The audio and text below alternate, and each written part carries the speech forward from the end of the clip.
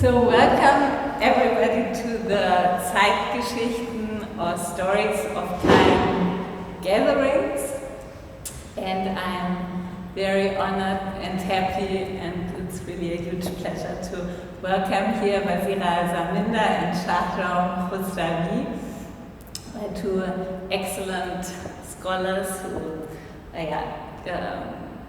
will talk across disciplines. Also in this art space, it always makes sense. And I'm also very happy you don't see him now, but I can see him already here a little bit. And he will be online with us in a second. Siddhartha Lokanandi, with whom I had the pleasure to organize this, and who is running the Hopscotch Reading Room, who's the founder and owner and embodiment of the Hopscotch Reading Room in Berlin, and unfortunately cannot be with us today because of visa issues, which will be also one main topic of our conference today, but we know that he will get it, so for all the other gatherings he will be with us here in presence. As you all know, this gatherings or this stretched over a year conference is it's taking its departure from the exhibition Zeitgeschichten, or also Stories of Time, where we questioned how we can interrupt, or if there are possibilities to interrupt progressive and linear time models. As we all know, they are very destructive and have devastating effects on all kinds of not existing equalities, or preventing equality, if it, like social justice, ecological justice, and all of the other ones. I'm a bit, I have to say, and we won't put this online, I'm a bit irritated because we are still waiting for other people and we had to start because it's late. So the question, what do we do in this situation? We know that this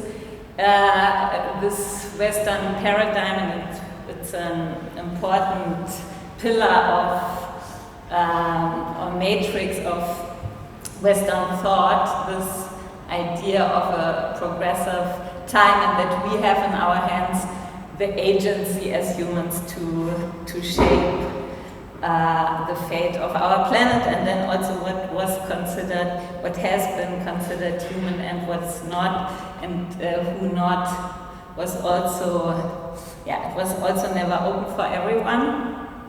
So we can all agree that this has to be questioned, but do we believe that we have to further analyze and to dissect the pitfalls of the systems, or do we rather want to look for alternatives?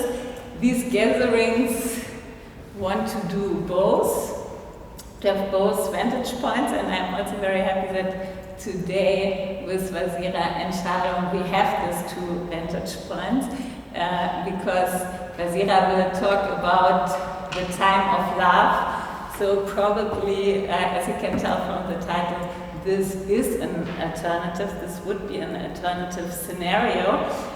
And Shahram will concentrate on waiting, which has been deployed to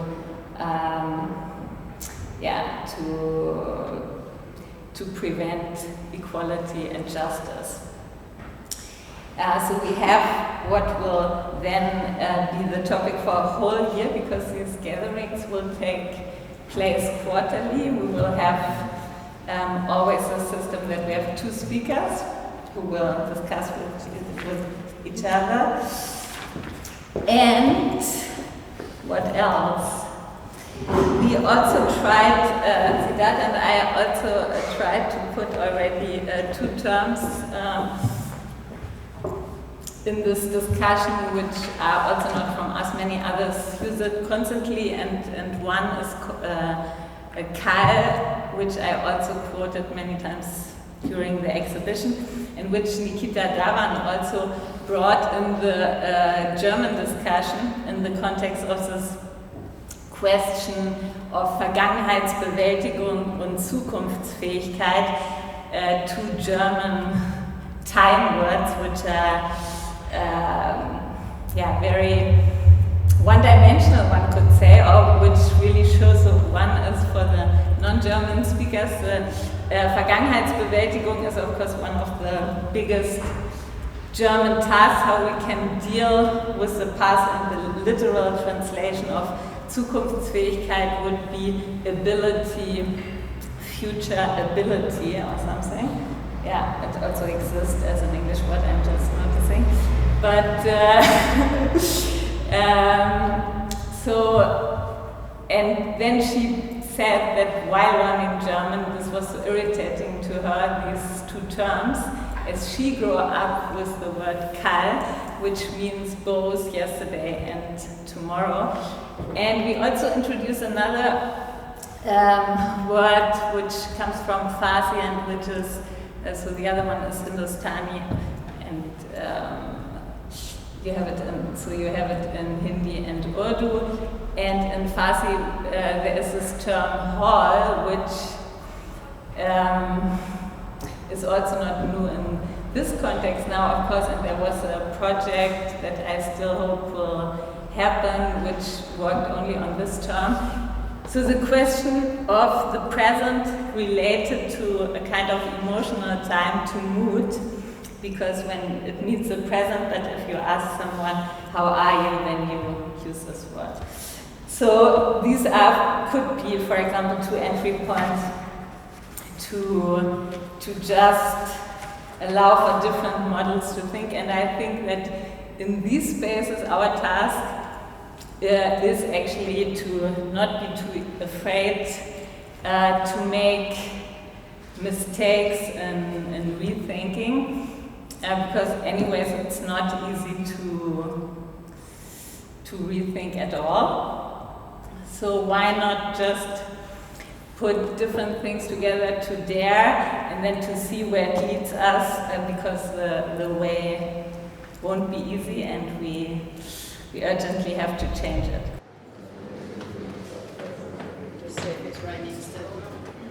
I run a bookshop in Berlin, in English language bookshop that focuses on stuff, ideas, literature, poetry from the non-Western world and from non-white perspectives, including Blackness.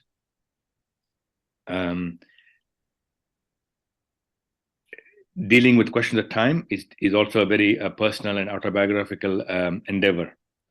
And so this is one venture that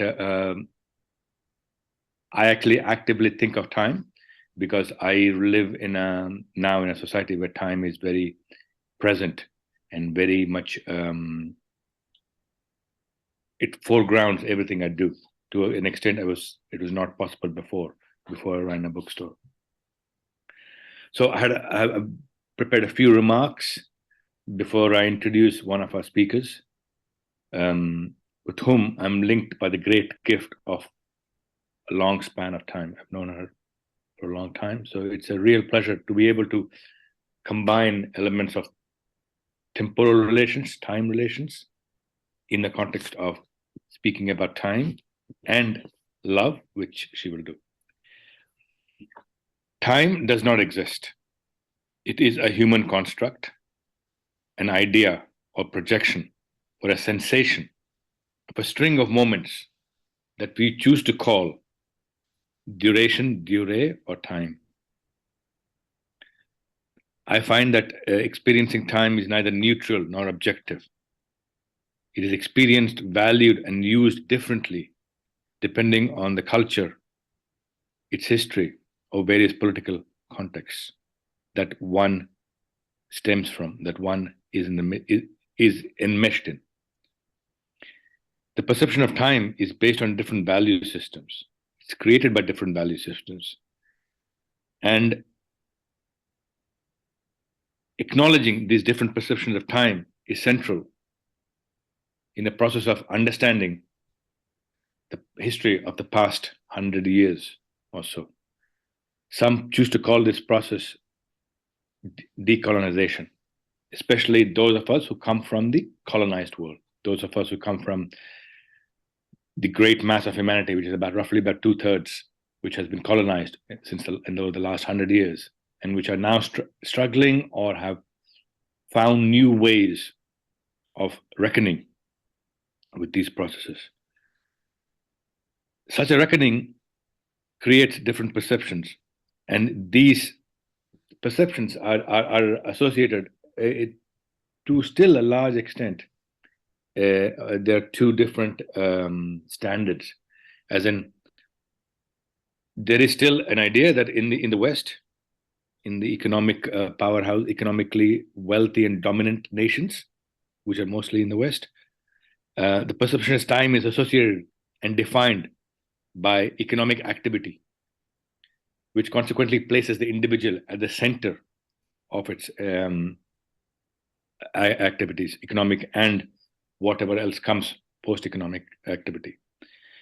Whereas there is another perception of time, which are varied, multifarious, which we could call polychromatic, many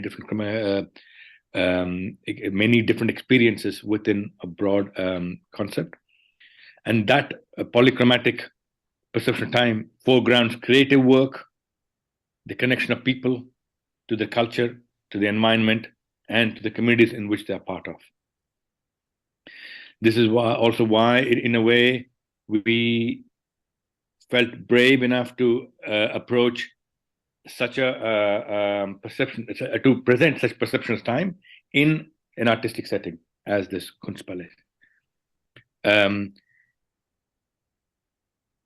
We hope that, at least I hope, and I think Nina can join me in saying that being aware of these different approaches and to time, and questioning them, questioning the universality of certain perceptions, of certain assertions about time,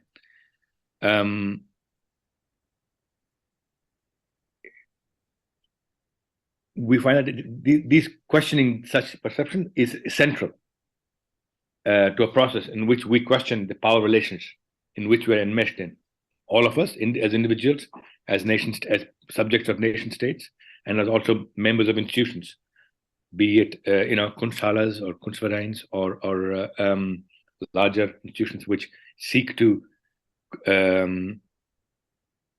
make the process of living in the present a more pleasurable experience. I wish you all a lovely afternoon dealing with the very provocative and quite lovely ideas of our presenters, and I thank you for your attention.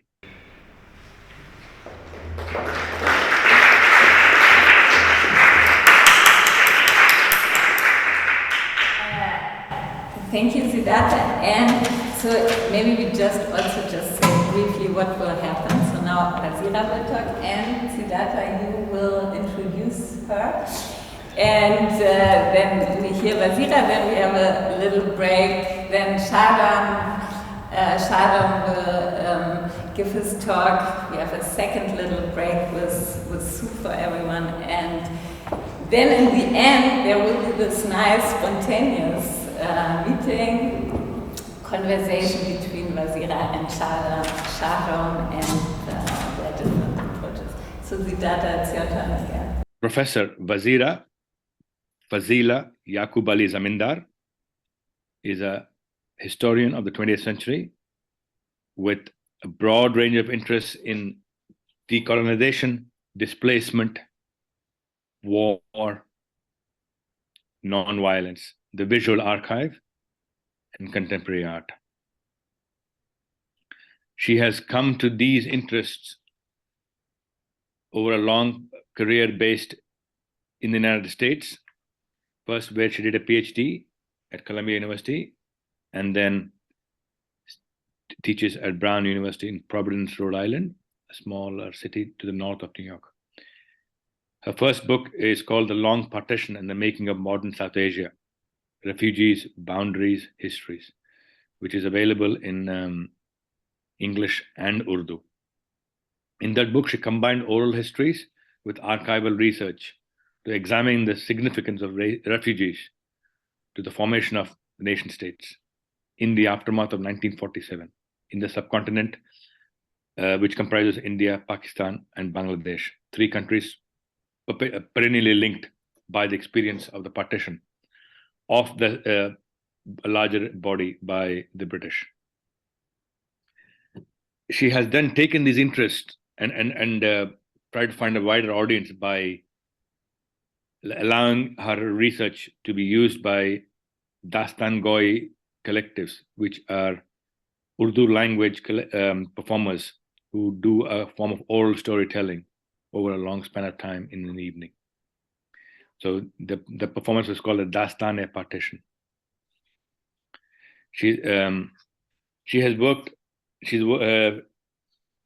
a new book coming out soon called The Ruin Archive, Art and War at the Ends of Empire, which combines her interest in art history, film, photography, of course, war, and then archaeology, to think about the northwest frontier of British India, which is the borderlands with present-day Afghanistan, and the various histories enmeshed there. She's also working with a graphic novelist based in Berlin on a book on the interaction or the exchanges between two seminal political leaders of the late 20th century, Mahatma Gandhi in India, a man responsible for helping India achieve independence, and his interaction with a man called Abdul Ghaffar Khan, who is also affectionately called Frontier Gandhi for his commitment to certain principles of non-violence and justice, which was shared across the subcontinent. Recently, a collection of essays on cinema in Pakistan came out in Pakistan from the Oxford University Press, which is available at the bookstore. And she is now doing other, also working on other projects this year while she's on leave. Without further ado, Professor Vazira Zamindar.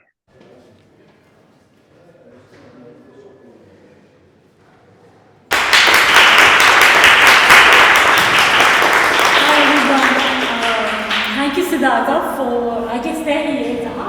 From here you can see. Thank you, Siddhartha, for the introduction. Old friend, lovely to be here and to join this conversation in this forum. It's really a huge pleasure in a way, given an old friendship and some new ones that this kind of forum allows for. In thinking with this exhibition called Stories of Time, which I didn't get to see as a whole, but I got to see parts of the work, and in particular the films that were part of this exhibitionary space in ways that obviously I couldn't interact in the same way as those of you here who actually saw that exhibition. Nina pointed out, and so did Siddhartha, in convincing me to be part of this, that there's this experimental space that's opened up in thinking through these ideas. I'm professionally a historian, although I also trained as an anthropologist, but being a historian has been really important to me. So thinking about time and here experimentally thinking about time is important because it allows me to deliberate on the political practice of history. The political practice of history because it comes with consequences, and some of which Siddhartha and Nina have already alluded to, on the one hand, and on the other you have curatorial and artistic practices of many interlocutors, which might help us unsettle the ways in which the evidentiary and exclusionary archive on which history or historical practice and its political effects are built on the other. So I'm going to take this experimental space today to think with you some problematics really of a project that Siddhartha already alluded to, which is writing of this graphic novel of two anti-colonial leaders in India and a very particular kind of moment. Before I come to that, and the problematic and thinking with the openings offered by this exhibition and this experimental space, I want to reflect a little bit on the standpoint from which I've entered into this project and many others as a historian. It's a standpoint, Walter Benjamin called it like the null point from which you stand and then you go in different directions, which allow me, or maybe here, to traverse between what might be the archive and the gallery, or the archive and the museum in this case. And it's to reckon with not just the colonial national formations of what is largely an apartheid world, a world where division and separation organizes our political world. And as such, from this point, it is not just to reckon with or explain or understand this colonial national formation that we live in, but rather to engage in repair or reparative work. Something of a position from which we might be able to begin to build a lexicon, a political lexicon, where we can meaningfully engage with concepts or ideas by which we can live together again. Live together across differences, live together across divides. Restituting possibilities, restituting imaginaries that have in some cases, and I'm going to here particularly think with anti-colonial thought, imaginaries that have been around a long time. One could say as long as we've seen the formations of this colonial national world that we inhabit today. It's been around a long time, but which get lost or are only recorded on registers of, say, madness or arrival. And so it is in reference to thinking with reparative work, or how does one engage in repair, that I'm going to refer to some of my writings from which I'm drawing on here. One of the essays that I want to draw upon today is one that emerged in conversation with an artist called Bani Abadi, someone that Siddhartha knows because she also traverses or cohabits Berlin along with other spaces.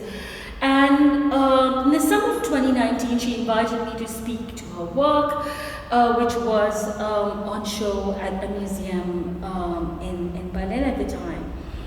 And in her work, I saw scenes of waiting that reminded me, and you're going to hear a lot more on waiting from Shahram and explore that temporality of waiting. But in Abadi's work, those scenes of waiting reminded me in particular in relation to a Palestinian filmmaker's works, Elias Suleiman. And as such, it became an occasion to think about the historicism of history. Not merely an industrial ordering of time, but rather a colonization of time. A colonization of time in which Europe was always placed first, and everywhere else was in waiting. Everywhere else was in waiting. It's something that post-colonial thought had to deliberate a great deal on in reckoning with history as a project. It was a colonization of time which justified the denial of sovereignty to the colonized world, to the places or the spaces that were colonized. It was a denial of sovereignty, and with it, of course, rights and many, many other things. And anti-colonial movements had to challenge that historicism, and they did so by refusing to wait, by saying, no, we will not wait any longer. But in doing so, in saying, no, we want sovereignty now, the end of waiting, in making that gesture, in a way they accepted the seemingly forward-moving linearity of time, which got written into projects of progress and development. And development, of course, became the mantra of every decolonizing nation state we must develop. And in so doing, this linearity of time remained intact, such that the post-colony, the decolonized nation states, were forever marked by waiting. Waiting in the form of failure, waiting in the form of incompleteness or lack of places which were not yet mark these spaces, continue to mark these spaces. People in the post-colony have to continue to wait until they can catch up. The horizon of catch-up is thus already Europe. And this is well before the 21st century migrations. This temporality of waiting is positioned as such, has been positioned as such, one could say from the inaugural moments of history itself.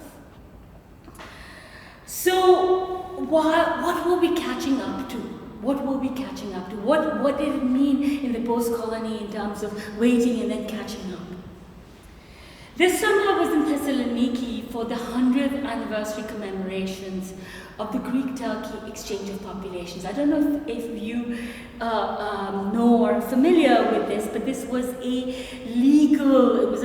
very important international agreement made with the auspices of the League of Nations after the First World War for their exchange of populations, which was in a way a traumatic ethnic cleansing sanctioned and celebrated by international law, and one that was held up for the course of the 20th century as a model for nation making, and it played a very important role also in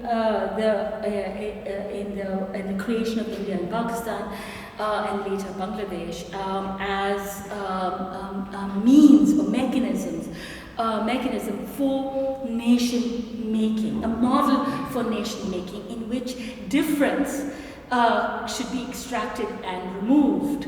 And it's, as such, it rested on a set of political concepts that had been forged in European history about the impossibility of living together, with difference.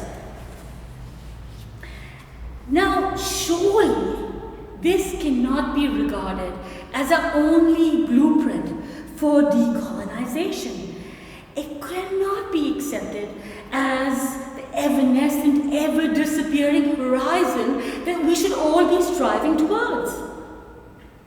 So in Abadi's scenes of waiting in her artwork, I read into those scenes of waiting a refusal of those horizons where we have homogeneous nation states cleansed of all difference within them.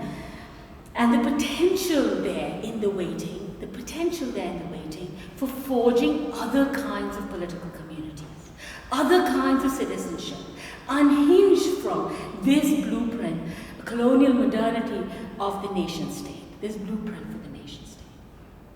Waiting, therefore, could be a temporality against a stagist and one could say racist history that had that is what shapes much of our political practice of history, and thus very important in waiting, reparative practices, and from those practices, new kinds of thinking to emerge. So this question of citizenship that we see as hinged to or tied to the nation state, and with it, of course, statelessness, because if you're going to erase, deport, and exclude all kinds of difference within a polity, you immediately produce those who belong and those who do not belong, and as such, with the loss of belonging, statelessness. Thinking with statelessness has been really important to my work ever since I started working on forced displacement and refugees 25 years ago. And in this, I began to think, particularly with Hannah Arendt, very important thinker, for particularly the European experience with that concept, and the artist Zarina, who was practicing or making work in the South Asian or India-Pakistan context. And I ruminated on statelessness as a condition that was not merely produced by legal and documentary regimes of the nation state, but rather were also predicated or anticipated by regimes of estrangement, or a term that appears in Azim Faisalabadi's film, which was part of the Stories of Time exhibition, alienation, which I will also come to when I talk more about Azim Faisalabadi's film. Estrangement, or the regimes of estrangement, and with it the stranger that is already there and produced by regimes of estrangement, are important terms for me. In French, the word stranger, étranger, I'm not good with the French pronunciation clearly, has this double meaning, which in English are two words: foreigner, which clearly means an outsider, and stranger, which has a more ambiguous status in that it marks a certain kind of difference, the not yet known or somewhat not known, but one who is not necessarily completely an outsider. So a stranger in English has a more ambiguous meaning in terms of location vis-a-vis others. But in French, the word étranger combines foreign and strange together, and it's significant because a lot of thinking around the stranger has happened in French philosophy, political philosophy, Derrida and Etienne Balibar's work, where, of course, this two words coming together as such in French have a certain kind of significance. But the stranger, if one thinks about it, in a way, having a degree of ambiguity, insider, outsider, not yet foreign, but could become foreign, is one that I wanted to recuperate and think with. And this led me, as I began to write a book for my own children, as they came of age and moved out into the world, I wrote a book for them called Borderlanders, for children who were born of different cultures, different religions, and were moving across or having to live in different parts of the world, as needing to think with them of what it means to be a stranger, or what the possibilities of a stranger are in the kind of political vocabulary or political lexicon that already exists, and one in which the stranger could potentially do reparative work or some kind of repair. And so, in this work, Borderlanders, I invited them to refuse the narrative arc of migration. A narrative arc of migration in Faisalabadi's film, which could be read as a film, love story, that is also a film about migration. There's a line in there which says, in which there's an announcement of asylum has been given to people who such that, and the line is, waiting now is over.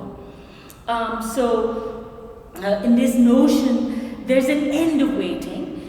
And so with the end of waiting, there's this arrival, and I wanted to invite my sons, and as such, thinking with this concept of stranger, a refusal of this arrival. Because with this arrival came a political lexicon, an old word that is assimilation.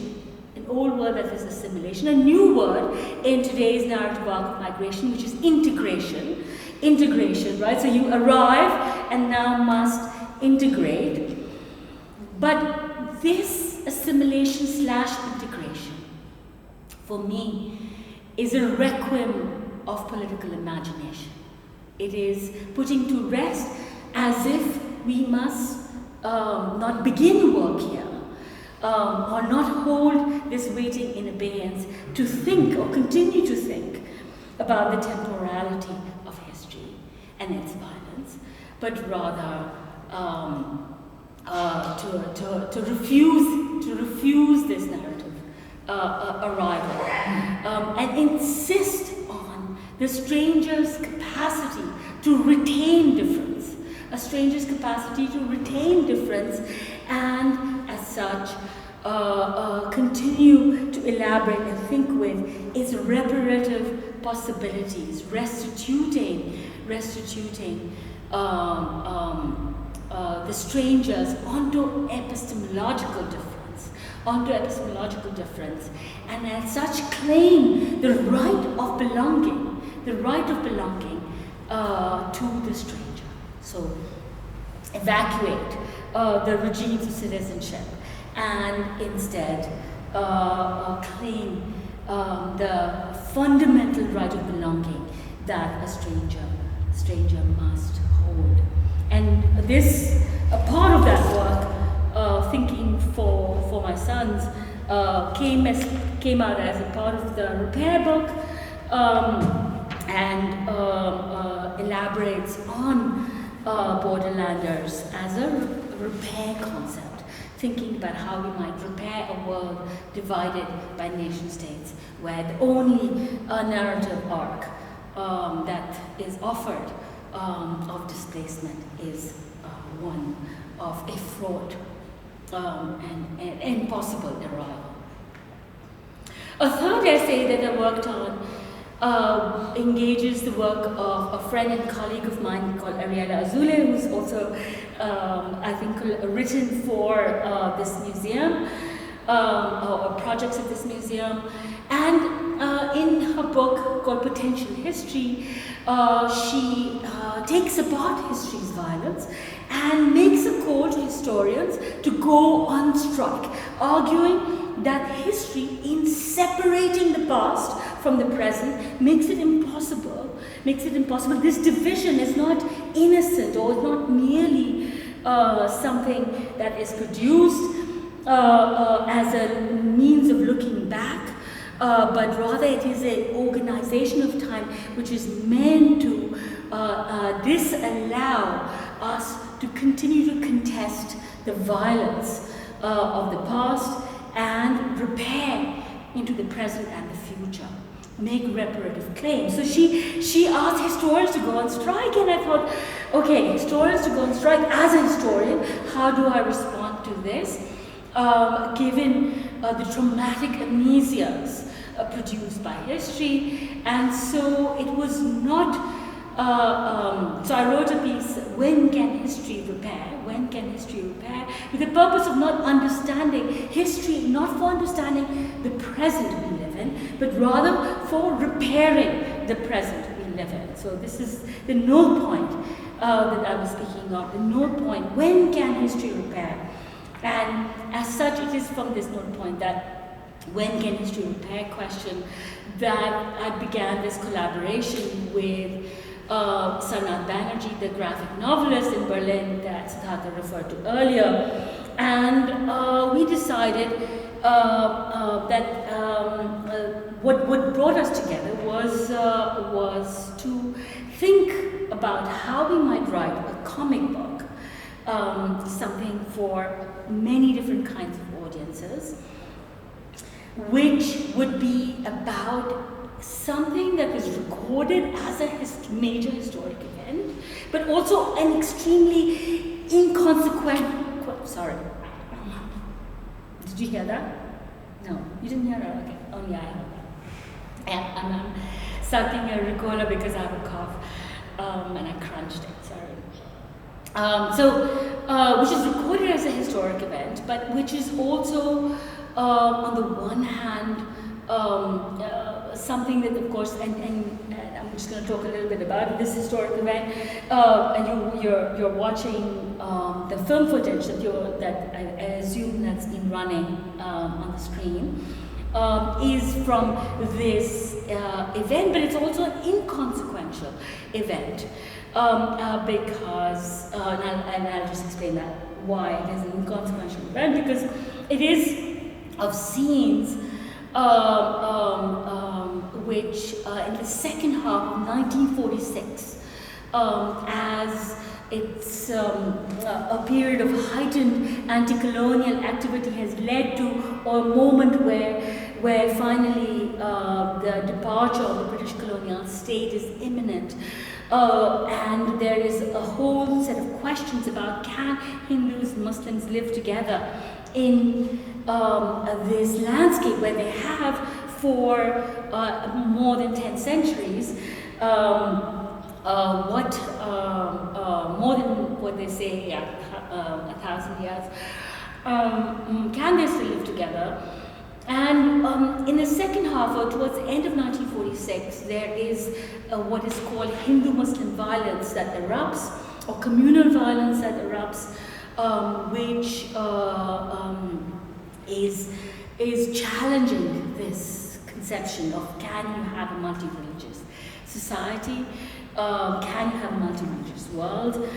This happens in the East, and it anticipates the horrific violence that will continue to unfold in 1947 as the eve of decolonization appears, and that's really 1947, and its aftermath is what I had written my book Long Partition on, looking at the intense genocidal violence and mass displacement that followed.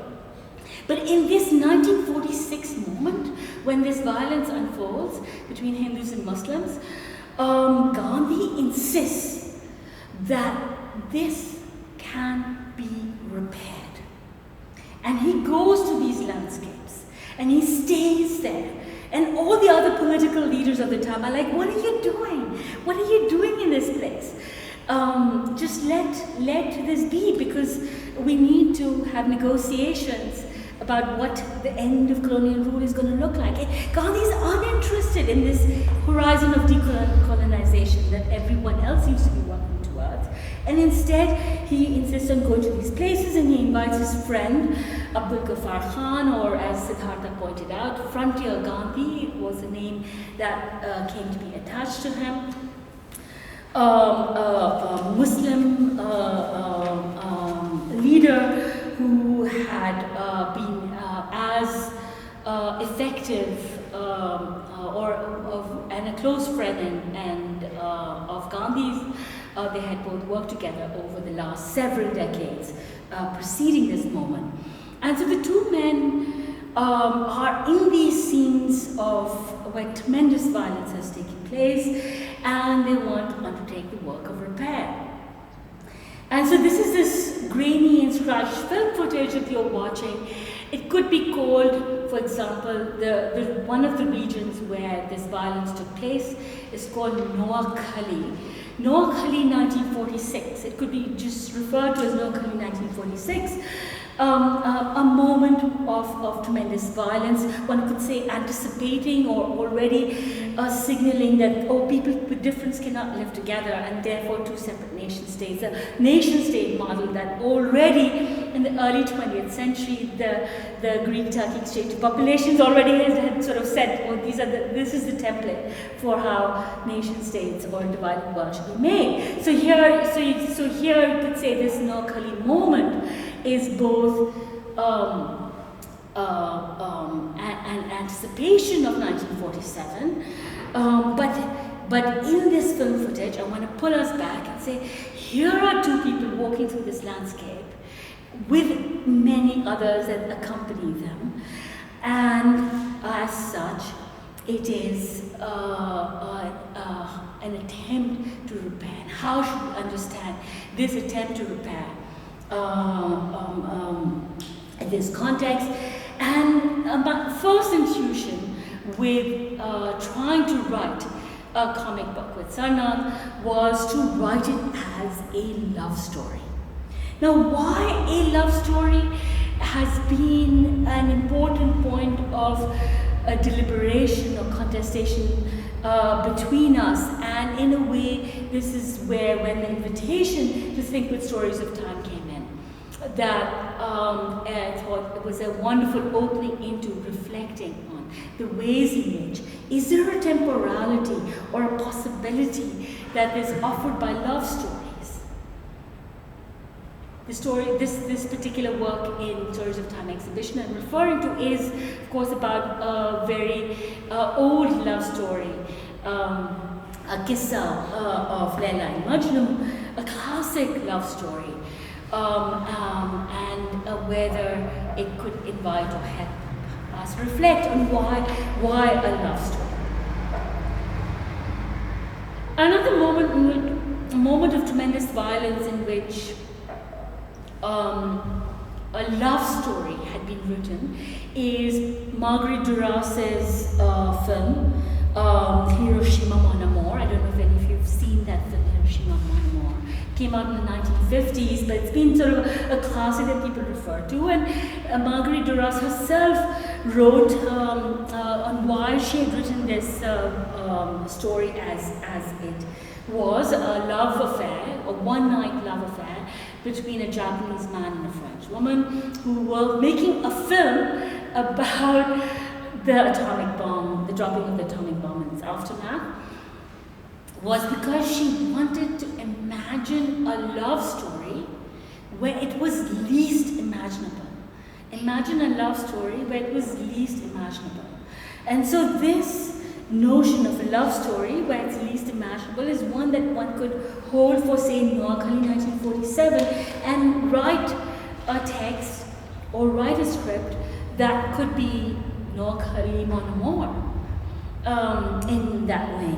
But here was a problem with Duras's conception of rendering to imagination something that had been evacuated otherwise, which is that the strangers never have to cohabit. The strangers come with fully forged lives and return to those other lives. That they do not have to forge a political community together was something, how does one think with? I mean, yes, love as in they made love, but love as in having the capacity of bestowing this right of belonging to a stranger. That capacity of love. How are we to recuperate that? That led me to going back and reading the writings of both Gandhi as well as Frontier Gandhi. And I'm going to today just take a small excerpt to think with love, because their work was in fact replete with love, and work well before this more historic moment. And so here's one little excerpt that I'm going to give you of how they were thinking of love and what it might offer to a love story. Now, Gandhi wrote an extraordinary text back in 1909 when he was on a boat coming back from South Africa, where he had actually undertaken all his early experiments on nonviolence and done all his early conceptual experimental work, and he was coming back to India to return for good to India and become part of the anti-colonial struggle there. He wrote this text in Gujarati it's called Hind Swaraj, and he himself translated into English and was translated as Indian Home Rule, although there have been a lot of debates on what Swaraj means, whether it means self-rule or sovereignty or return to the self or wholeness of the self, or another way of thinking with how we might forge a political community in one defined by standing in oneself. And this text is quite special in form as well, because it's a conversation. It's a conversation between a reader who asks questions and an editor who answers them. And this dialogic form, and hopefully this dialogic form is one also that we will have between us, allows for moving away from prescription, but also draws upon an older theophilosophical tradition in which you can become open to multiple modes of explaining. So someone asks you a question, you try to explain, and then you use another tactic of explaining, and the person says, I still don't understand, and then you use another mode of explaining. So I love the form of it in particular, and I hope it's generative for us as well. In chapter 17 of this tract, this chapter is entitled Satyagraha, and the word is in Gujarati Satyagraha, and in the English translation it's passive resistance. Passive resistance.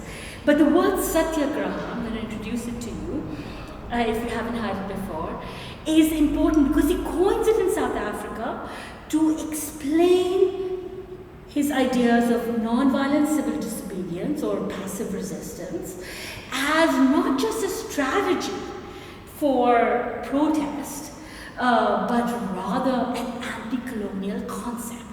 An anti-colonial concept which the word itself literally means truth force. Satya means truth and graha means force. It literally means truth force. So he uses this word when he comes, and in this chapter he's explaining this term. And in the text he uses this term interchangeably with soul force. So truth force is the literal translation. He also uses it as soul force, and he also uses the term love force. Okay. This chapter which is entitled Passive Resistance to Satyagraha, the editor asks, this Satyagraha that you talk of, is there any historical evidence for it? Is there any historical evidence that it exists? The editor, one could say Gandhi, replies in this manner. The force of love is the same as the force of the soul or truth. The force of love is the same as the force of the soul or truth. We have evidence of its working at every step. The universe would disappear without the existence of this force. But you ask for historical evidence.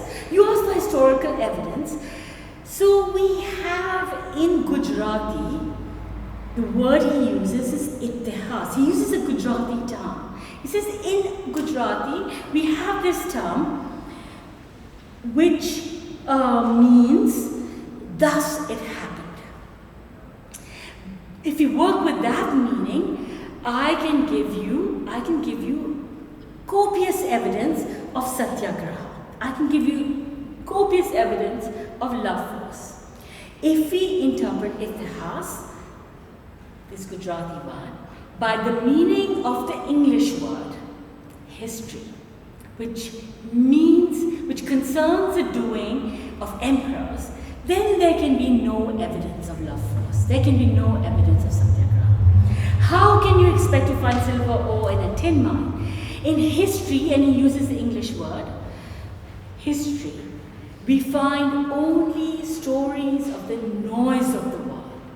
In history, we find only stories of the noise of the world. Now, Ajay Skaria is an important Gandhi scholar, from which I take this Gujarati translation and his notes working with it, and he points out that throughout the rest of that chapter of this seminal text, he does not use the word itihas, the Gujarati word itself. Instead, he uses history and in quotes. The critique is clearly leveled at history, not itihas, the Gujarati term, though that distinction between history and itihas becomes attenuated as he repeats history in quotes throughout the text. So how should we understand this distinction between itihas, thus it happened, and history as stories of the noise of the world? What does itihas as history, does it happen mean? Because isn't history also an account of thus it happened. And even if one's history was almost once upon a time only about rulers, one could say only about states and statecraft and power, surely the work of social history, or telling stories of ordinary people, which has been long ongoing in the historical field, can begin to bridge that gap that Gandhi is imagining between itihas and history. So maybe we can bridge. We can do history, and for it to tell us, thus it happened in the form of love force. Here is how Gandhi continues to explain. He says, thousands, even lakhs, live their lives bound to love. The quarrels of crores of families are accommodated in the thoughts of love. Many people have lived in togetherness, and the word he uses for togetherness is also a word that could be used to peace, sampati, togetherness or peace. And history, the English word, does not take note of this. History cannot even take note of this. When the course of this compassion, love, and truth is blocked, when there is an interruption in it, only then does it get noticed in the chronicles. Say two brothers in a family fight. They use satyagraha against each other. They again fall in together. Who takes note of this? But if the hostility between the two brothers increases through the instigation of lawyers or for some other reason, and they resort to weapons or courts, and he writes courts are a form of weaponry, of force, of brute force, their names appear in the press, and all and sundry would know of it. And in time it would be noted in the chronicles, where it would become history. As it is for families, communities, and associations, so it is for people. There is no reason to believe there's one law for families and another for peoples. History, the English word, is a record of incidents that are against our proper orientation or our way of being in the world. Satyagraha is a return to that self-orientation, our way of being in the world with others. So it cannot even be noted. So it does not enter into the chronicles. Now in this passage, the opening passage where he's explaining this core concept that would lead to, or that becomes the sort of, one could say, the moving force of the anti-colonial struggle in India, and then moves and has shaped our understanding of struggles for justice in so many other parts of the world ever since. Here we have, in this elaboration, one could think with love force. One could think with love force here as making two kinds of moves. People are bound to love, Gandhi says, but it is love force that which binds people to live in togetherness. Love as love force is not something that simply is a feeling that we might feel even in an exceptional basis or a possessive basis. I have fallen in love, so-and-so is an object of my love. It is not love as a feeling that may come and go, but rather it is one that is active. It requires activation. It requires activation. This is one of the things that they say about passive resistance. It is not passive, it requires activation. It is what mediates as activated everyday conflict, which is essential mediation for living together. It is love force, is what repairs when dispute or difference arise. or to live together in difference. Ordinary, but essential. It is a reparative concept that needs to be activated to make living together a possibility, and for us to find a proper self-orientation of ourselves in relation to others. A second point of deliberation possibly could be that history here, for him, the way he sets up history or an understanding of history is that it depends on the continuation of conflict, not its resolution. So when conflict continues, that's when that which happens enters, one could say, into an archive. And indeed, even for social history, we know when we go into the archive, we go to find that which has happened in the archive, as in legal deliberations, court records, press reports, all of that. That archive formation happens when conflict persists, when conflict continues, not when it is simply resolved. And it is only then that that which happens becomes noise. This is a noise, one could say, that Gandhi is registering.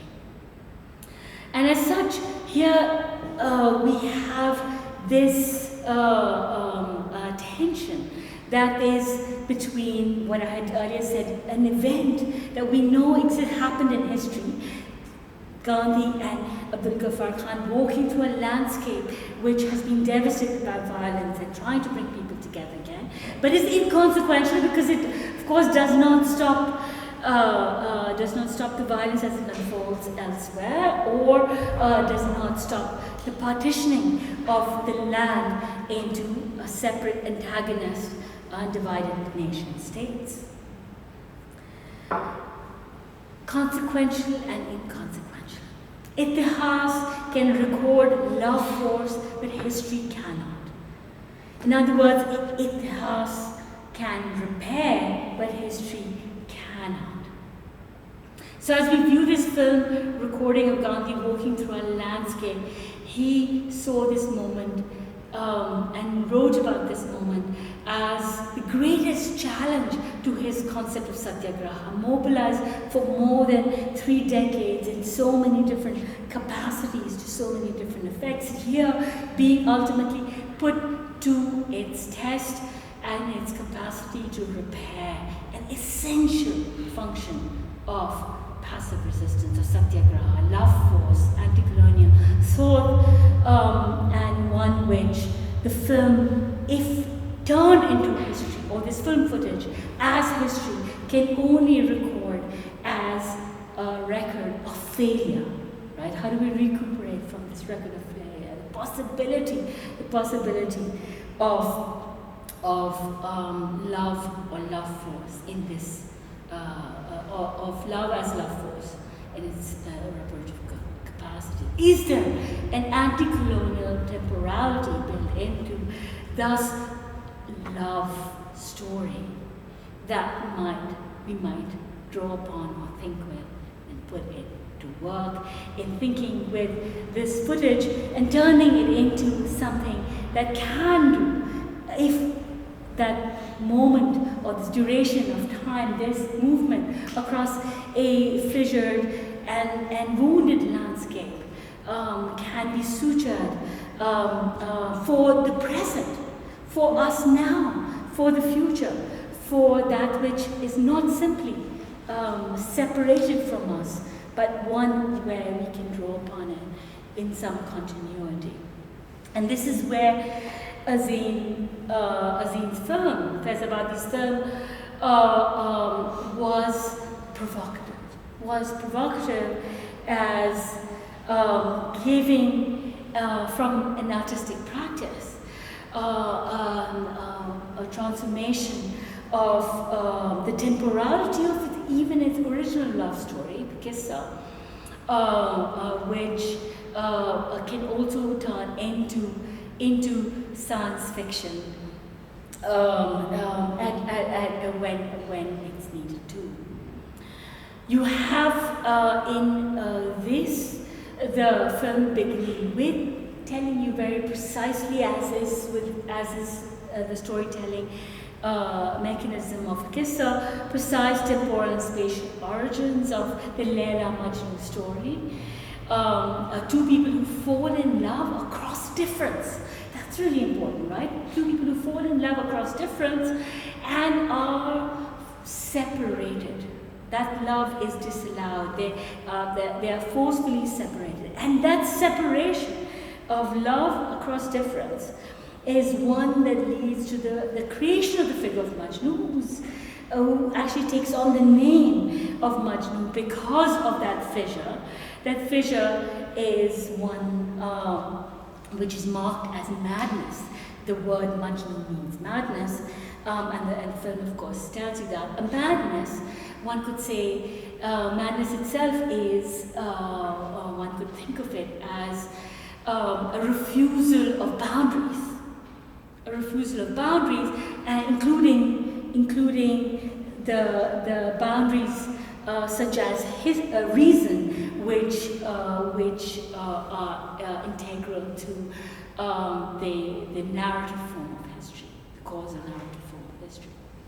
So Majnun becomes his name, madness becomes his name.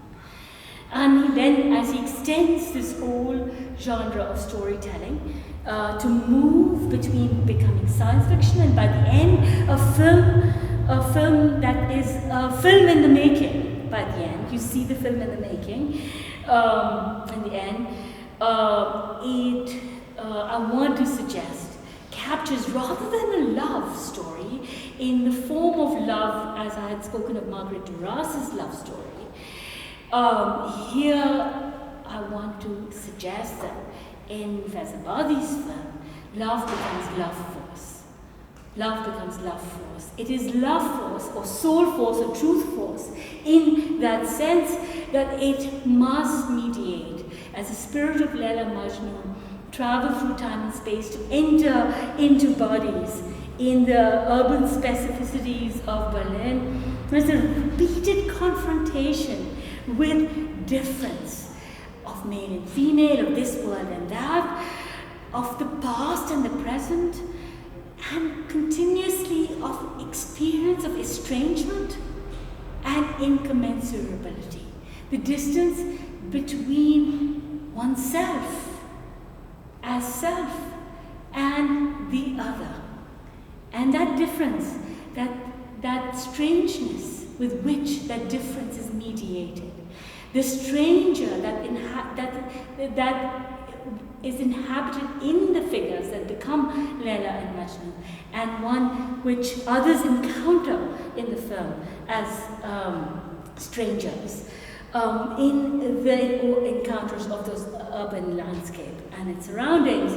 You have ultimately in each iteration of love force, love storytelling, a union with that which is strange. A union with that which is strange. It is a movement, one could say, from the old to the very young in the film, from fear and confusion across differences to recognition across differences. There appears an inevitability by the end when you have, one could say, inevitability in that there is a generational change, a love force in the two young children by the end of the film that hold hands and refuse to let go even when the film director and the film set is revealed to us, and where the film director seeks to separate them. Even the film director must concede thus to the love story's reparative love force, must concede to the love story's reparative love force. So, in thinking of the love story here, Azim's Fezabadi's film and the way in which the love force love force becomes the love story. What can such a love story do for activating thus it happened? how can one tell a story, a love story of this historical moment, a historical duration, such that it does, it is forced to, or there is an inevitability to its reparative mandate. How might we view this film footage in order to elicit from it, not archive, but a capacity for something else, a longing and belonging, and a right to both. I have a few thoughts and ideas on it. I don't know if I want to, I can either stop here and think with you. Maybe we put the rest of the discussion. And leave it to the discussion. I'd love to hear your thoughts and ideas, but on how one might think with the film footage as love story. And then I can also come back with some of the ways in which I've been thinking about it vis-a-vis stories of time.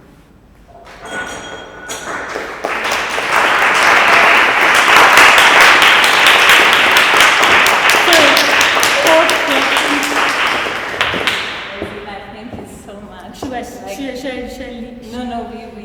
I would say that the questions we do in the conversation. Oh, later. Okay, fine. All together, you just remember them, but I think you connect. I'll be out of time because I'd love to hear if there's any responses. Direct responses? Yeah. Okay, so let's go. Because you're just watching it and there's always an immediacy when you're seeing the film footage. Any thoughts?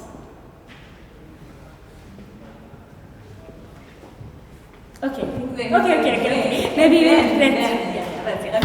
you connected to, don't you stay here, please, for a second. But I think what you did, like I'm touched, I have to say, because all these exhibitions which are written on this wall resonate very much with the questions that you opened, and also the love that you considered or gave to Azil's work will make him very happy in this reading. And this was our last event that he was here, and we discussed in depth this actualization of Leila and Majnun, and you also, with your belonging, the right to be a stranger, anticipated the whole next year. Yeah? So thank you so much, and then we'll discuss all this with Shahram, but now. Hello again, everybody. Professor Shahram Khosravi teaches anthropology at Stockholm University. He's the author of Young and Defiant in Tehran, the co-editor of a book called Seeing Like a Smuggler, Borders from Below, which is one of the first books in the field, this hugely important critical field called critical border studies, of which he's a pioneer. His last book was called Waiting, a Project in Conversation, where scholars, artists, and architects and writers examine the theme of waiting as a particular experience of time, shaped by class, race, and gender. And these projects unfold into his various research interests of Iran, the Middle East, migration, forced displacement. It gives me a great pleasure, and it's an immense honor to be able to introduce this critical thinker at this moment of our history. Thank you, Professor Shahram Khosravi.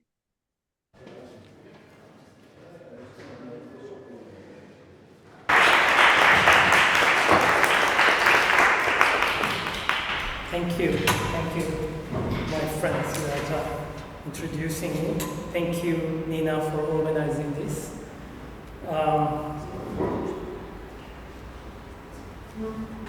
It's a great pleasure for me to talk and sing, even as Professor Zamindar. And I will talk about waiting. Waiting means seeing. So let me start with my mother. I grew up believing my mother was an ignorant person because my urban-based teachers taught me the word for lateness and distance should be different.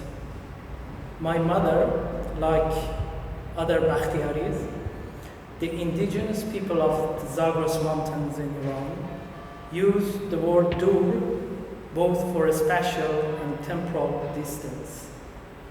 I grew up believing my mother was an ignorant person because she used the word dur both for lateness. Dur, according to my teachers, meant distance. Bakhtiaris are not urban people. They lived in Zagros Mountains. They were partly nomadic people. I spent many summers in tents like this one, yurt, you can see downstairs. Not exactly similar, but like that, nomadic people use.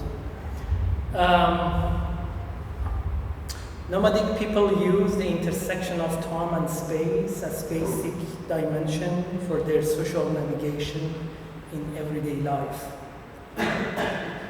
So when talking about a specific event, a specific day, a specific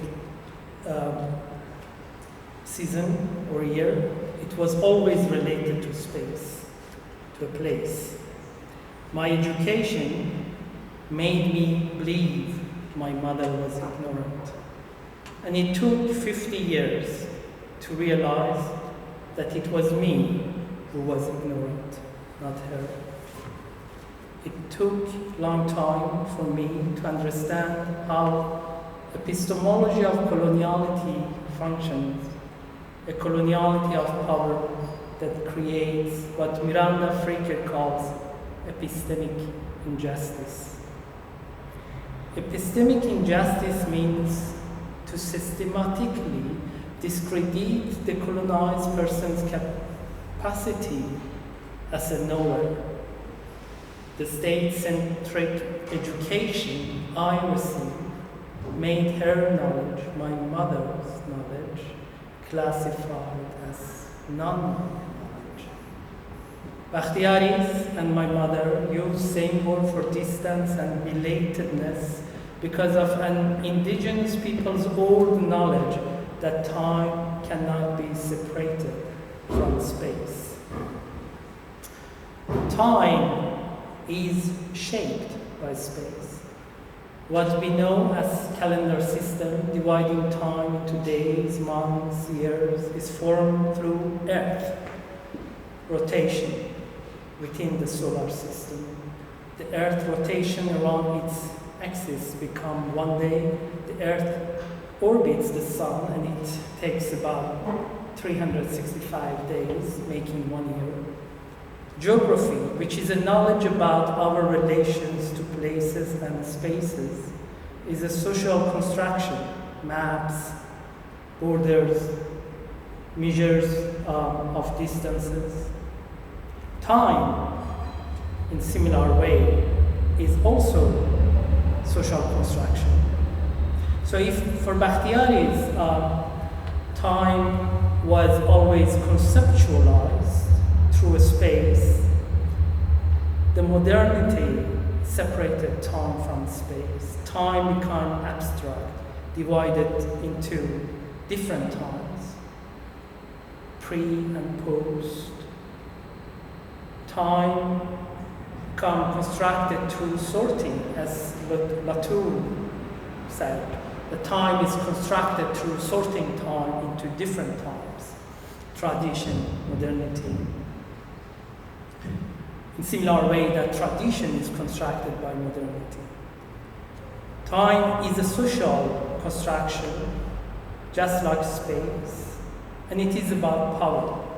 It is about power relations, it is about domination, it's about extraction, it's about dispossession.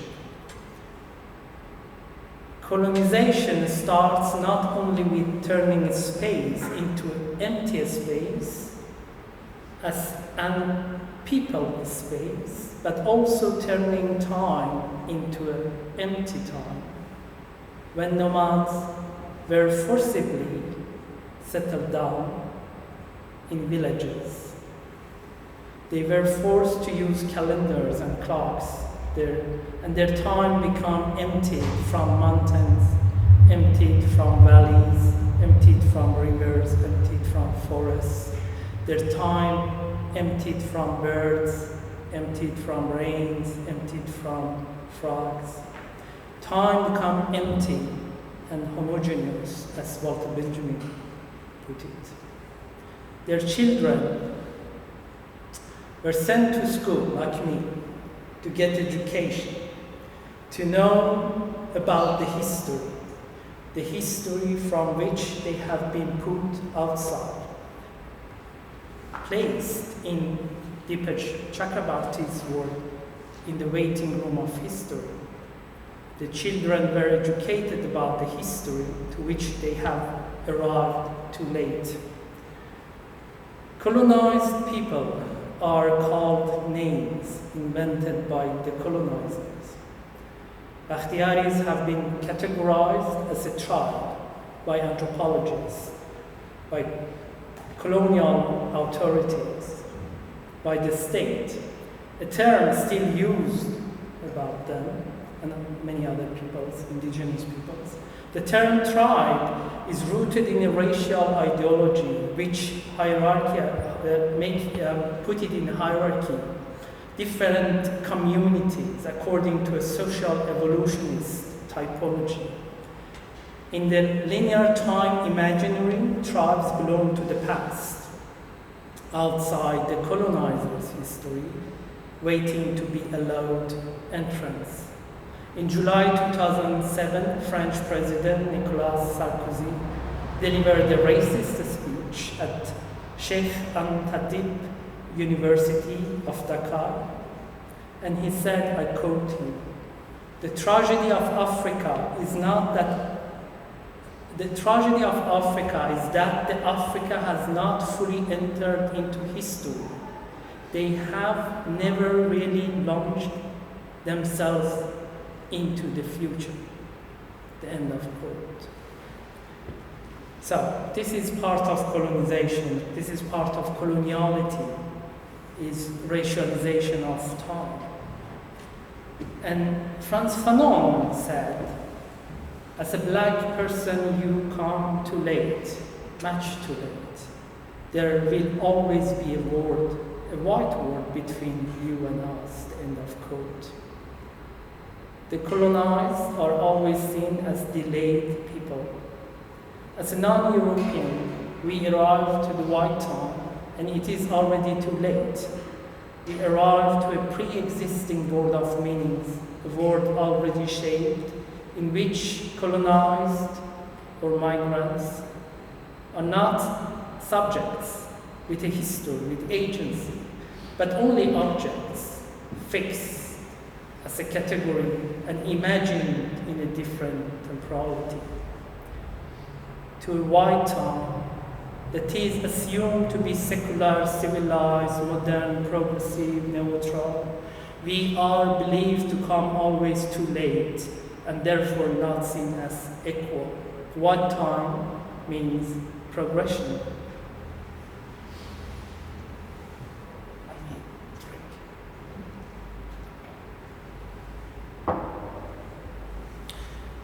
Where are you from? It's not a question. It's not a question about geography, but rather about time. To which part of the history of progression do you belong? Are you from the now, contemporary to us? Or are you from the past, contemporary to our ancestors? You arrived too late, much too late. Belatedness is a sin, and forgivable and forgettable. There is a fundamental sinfulness in being a belated human being. This is what colonial racism is based upon, the denial of co-evenness. The idea that the other belongs to a different temporality. In a racist worldview, in a colonial worldview, every racialized group has its own time. The historical belatedness turns the migrant, the colonized, into a foreigner, as Professor Zamindar talked about, not into a foreigner, but rather into an incomprehensible stranger. The logic of belatedness makes the colonized and the migrant unknowable and her knowledge as non-knowledge, and pushing everything about her and around her towards the impossibility of understanding. Racialization of time is not abstractory, it has concrete consequences. Charles Mill have theorized the racialization of time in the context of Black Americans' experiences of long-term segregation and racism since the time of slavery. Racial time is defined as unequal temporal access to resources and power. In order to keep people out and limit their access to resources and power, they are excluded not only spatially but also temporally. Racialization of time means one arrives to a world in which bodies are already divided, a world where access to resources and power is allocated according to the logic of belatedness. Temporal imagination is a crucial part of the national imagination, being part of same time, synchronization of nation, making people to believe they are in same time. As in the 19th century, railroads began to shrink distances, and with trains and railways, timetable arrived. Timetable emerged and railway system uniformed the time of cities. Clocks of railway stations become crucial sign of this transformation, signifying new era, new order, new mode of production, new forms of domination and extraction.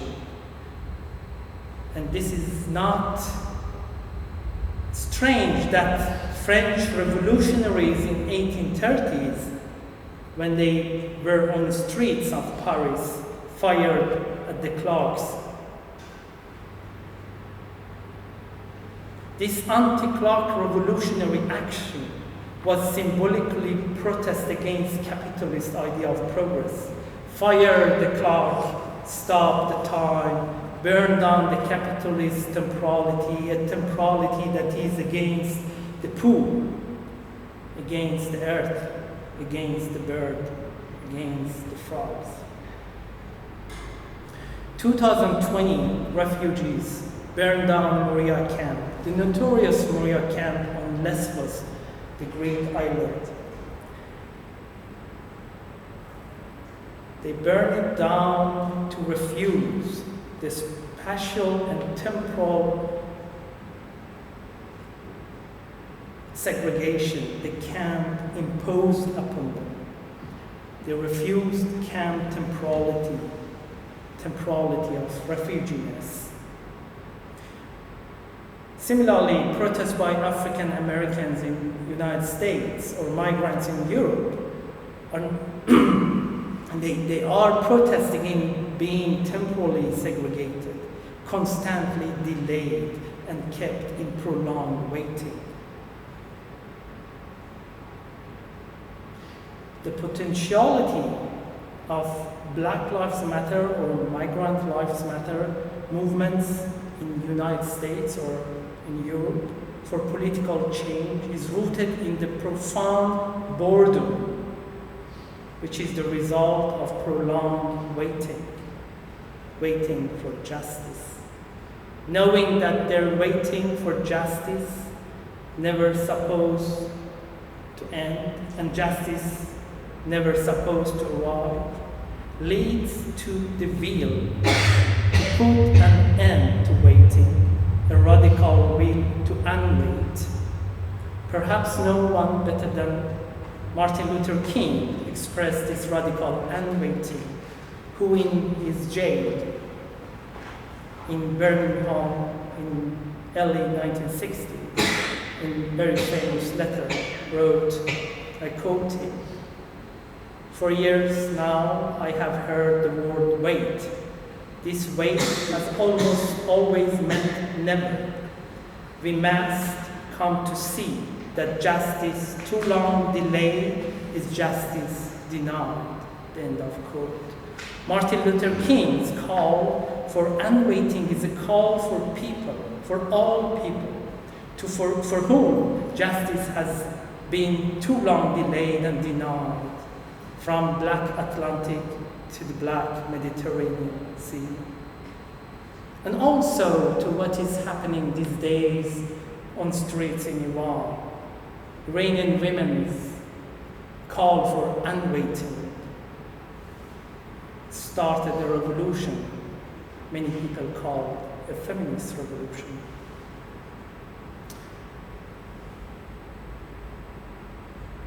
So, if nations are imagining, as Benedict Anderson wrote, they are imagining both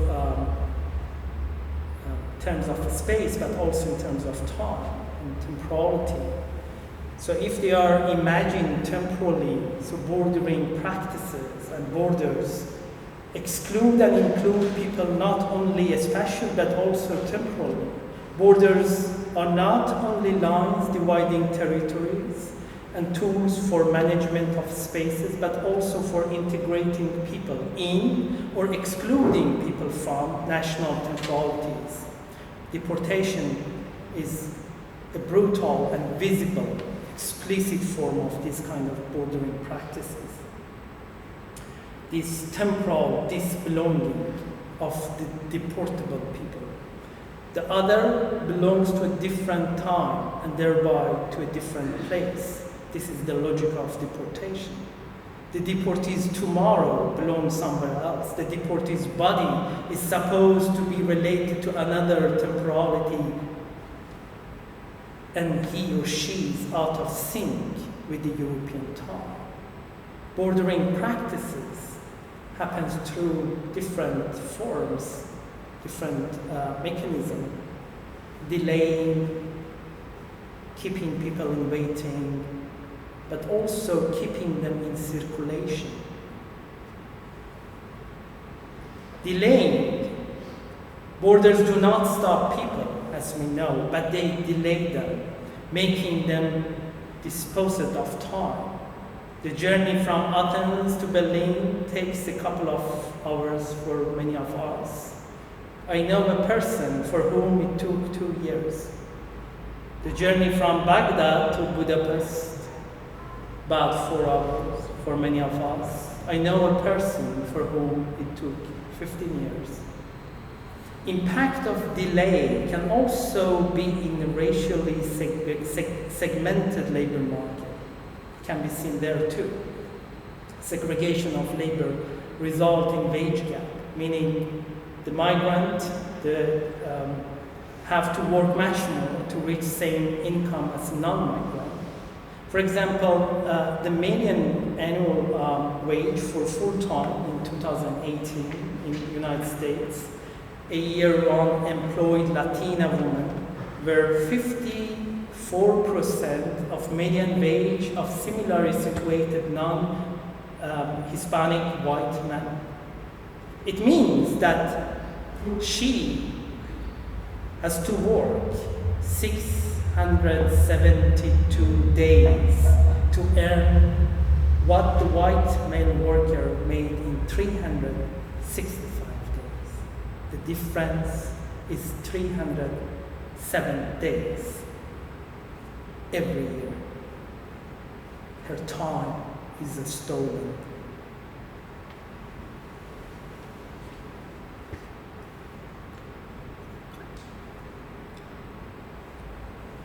constantly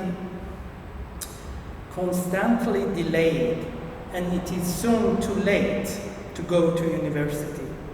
It is soon too late to find a partner. It is soon too late to have a child.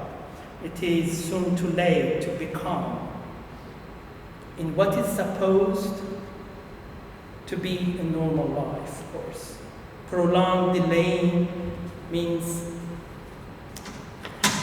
segregation of labor. De-skilling,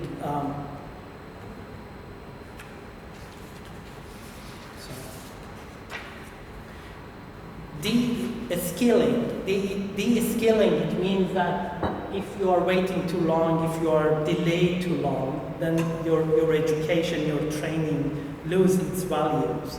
So it's kind of devaluating of knowledge. The main purpose of delaying is to remind her or him their place in the racial hierarchy. Delaying reminds you your place in the racial, but also gender and class hierarchy. Delaying means keeping people waiting. Waiting is racialized. Some people are kept waiting longer than others because of their skin color. This secure racialized inequality, the social economic disadvantage Somalian migrant experience today in Sweden compared to other groups such as Bosnian group are partly because of the fact that they were exposed to longer waiting for residency permit and also longer waiting for naturalization than Bosnian when they came to Sweden during the 1990s. So keeping Somalis in longer waiting for permission to work, permission to stay, has resulted in reinforcing a racial hierarchy in the Swedish labor market, in which Somali labor force is valued less and therefore exploited more easily. Temporal bordering is a way to secure inequalities between social groups. Waiting is a particular experience of time. It is a manipulation of other times. Waiting is expected something coming from others. Waiting, as Pierre Bourdieu put it, is a way of experiencing the effect of power. Making people wait, delaying without destroying hope is a part of domination. Or as Ghassan Haj put it, this is kind of stuckedness, condition of stuckedness, a sense of not going anywhere in life. Suspension refers to the temporal slowing manifest in the absence of plans in the presence and plans for future. Waiting, absence of plans for future and waiting for what is supposed to be a normal life. But what if the normalcy is waiting itself? So global trends showing that we not only have more and more people in refugee condition today, forced displacement, but also that they are longer and longer in that condition. Numbers show that if in early 1990s, the average time to be in refugee condition was 9 years, today is more than 20 years. This is protracted refugee situation. I mean, Palestinian is another example, 80 years refugee condition. So how about that waiting is the normal condition for people? I know many young Afghans. They are 20 years old and they have been waiting 12 years. I know Afghans people who are 25 years old and they have been waiting in 15 years of their life, 15 years of 25. And for them, life is broken up into various waitings, different waitings, parallel waitings, overlapping waitings, waiting for departure, waiting in transit land, waiting for asylum, waiting as undocumented migrant, waiting for deportation, waiting as a deportee, waiting for reunification with family, waiting for job, waiting for house, waiting for return, waiting for onward migration, waiting as a person who has to wait. So when does the migrant's narrative of waiting end? After arrival? After receiving asylum? After so-called integration? After family reunification? After naturalization? After return to homeland? After deportation? When do they stop waiting before a new waiting starts?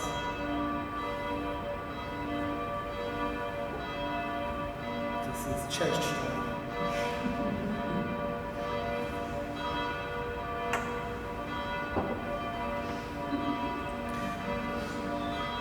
So when we focus on waiting and the end of waiting, we don't think about when waiting starts.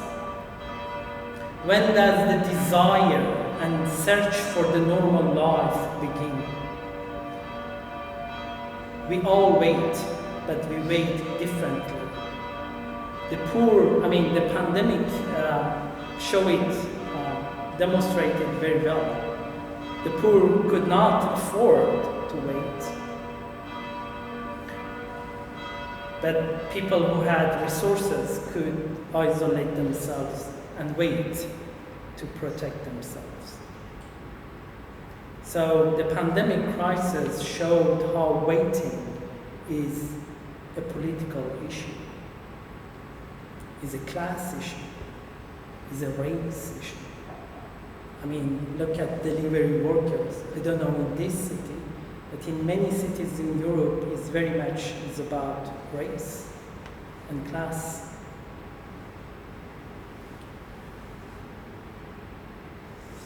So they rushed on their bike to deliver food to those who could afford isolation and waiting. They recalibrate, as Sarah Sharma put it. They recalibrated their time so the middle class people could save their time. Instead of cooking or going and buying food, they could read a book, they could make art, they could accumulate cultural capital or economic capital. So there are two approaches to waiting in the context of migration. One is how migrants' time or waiting is measured in days, calculated in expenses, and is a constant topic for politicians.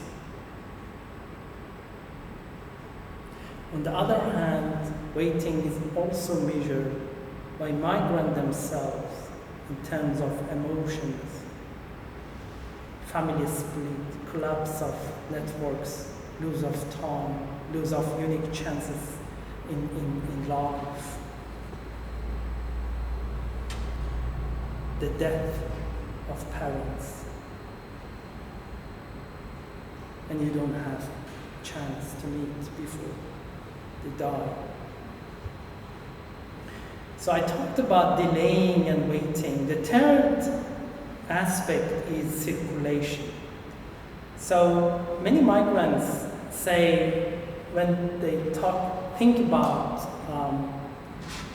their experiences of bordering practices is they express that experience in terms of being sent back to square one.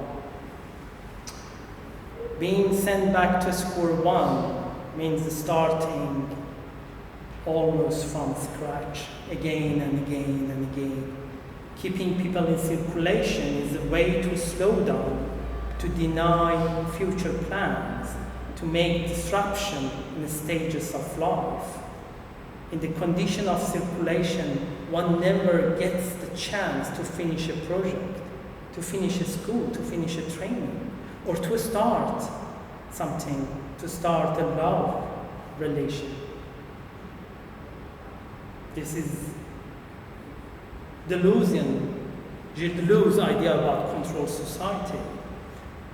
And he used the metaphor of highways for talking about, highways. We think about highways as freedom of movement, but that movement is very much controlled, very much regulated. So this is very much similar for migrants, that they are mobile, but they are forced to be mobile. They are forced not only into immobility in camps, but also forced to be mobile, send them back and forth, not only between countries, but between different conditions, between undocumentedness and deportability, between countries, between legislation, between institutions, between periods of waiting. So these three aspects, delaying, waiting, circulation, and forcing people into these three situations means that they are robbed of a lot of time. Their time is stolen. And you can see it very clearly in case of deportation, in case of forced displacement, in case of expulsion. When people are suddenly removed and relocated, they are robbed of significant amount of time. To not talking about money and belongings. So the economic and social capitals they have accumulated over time are taken from them. Expulsion, displacement, deportation. And we live in a age of mass deportation. We don't live in an age of migration, as some scholars put it. This is age of mass deportation, mass expulsion, mass abandonment. So how much time has been stolen?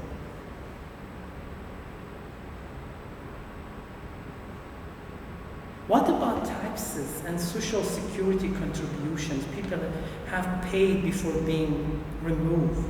What about unused holidays? How much working hours are stolen? How much money did their employers save in form of unpaid wages? How much money does the state save in form of unpaid pensions?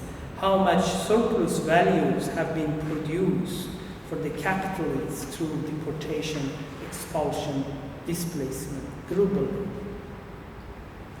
Well, the colonial capitalism turned lands into wastelands to plunder the wealth and the debt.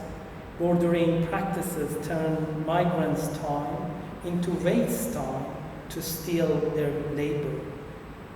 Today's border practices are not different from yesterday's colonial practices. The current border regime is part of a larger and older project of colonial accumulation by dispossession and expulsion, stealing wealth, stealing labor force, stealing time. Today, as yesterday, our time, and our land have been stolen, only because we are told that we have arrived too late, much too late. Waiting means to see. I can't sleep. I have insomnia. So for me, waiting is very much like insomnia. It's a kind of forced wakefulness. In English, etymology of the word wait comes from the word which means to watch, to be awake. Waiting produces wakefulness. Waiting is being a state of consciousness. The person in state of waiting constantly thinks about her or his waiting. What is the object of waiting? When the waiting ends, why am I waiting at all? Waiting means constantly updating oneself about the social and political condition to rescue herself from waiting. This is same for insomnia. If you suffer from insomnia, you are thinking, why cannot sleep? How can I save myself from sleeplessness? So this wakefulness makes waiting similar to insomnia. To pay attention to what is happening around oneself. How can I save myself? How can I seek relief from it, from waiting, from insomnia?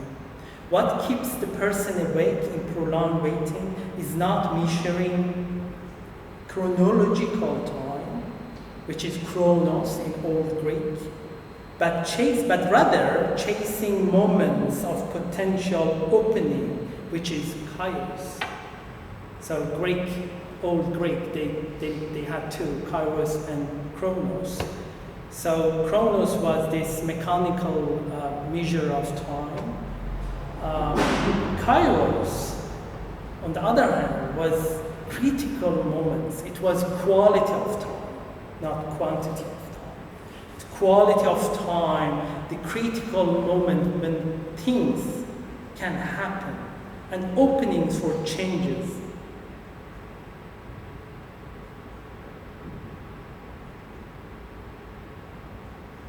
And this kairos, this insomnia, this agency, this wakefulness of waiting creates political subjectivities among young women in Iran today, among refugees in Moria camp 3 years ago, 2 years ago, among African Americans tired, bored of racism.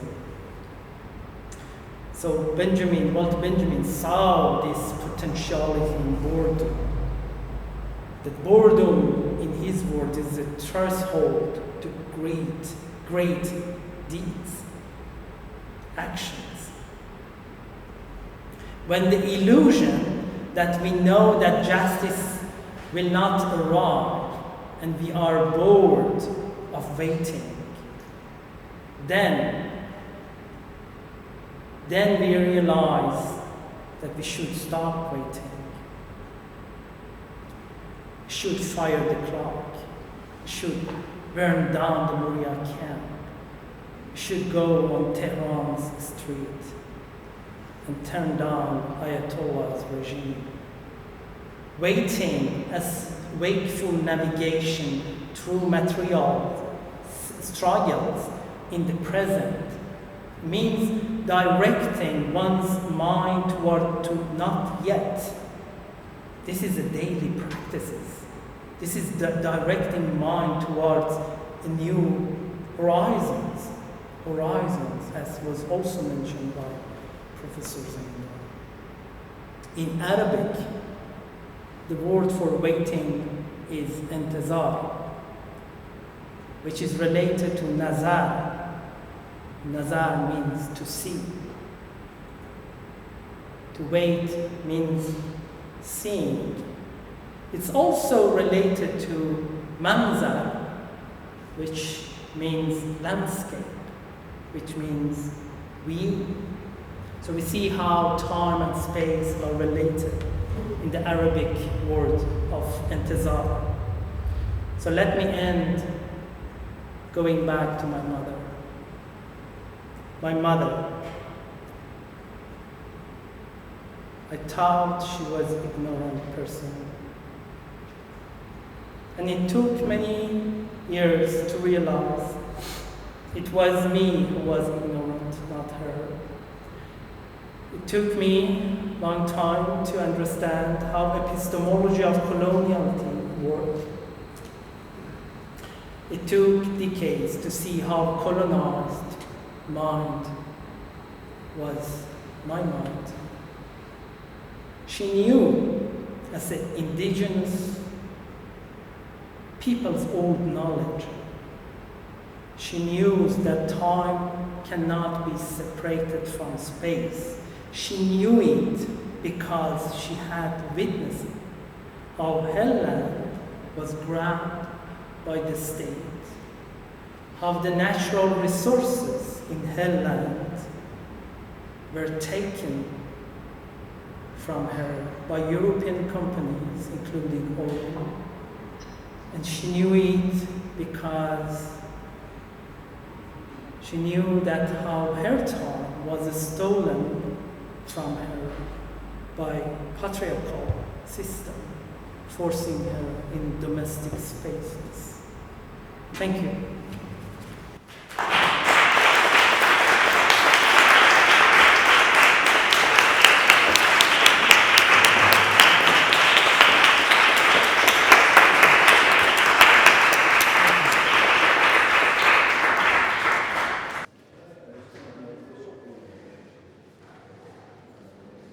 The idea was that actually you do a kind of response, so the thing that we know from the academic context, that somebody is giving a lecture and the other one is responding, but now you do it in both directions, and I'm also here to, I don't know, to see how it looks on the other side, and maybe to interrupt you to explain something.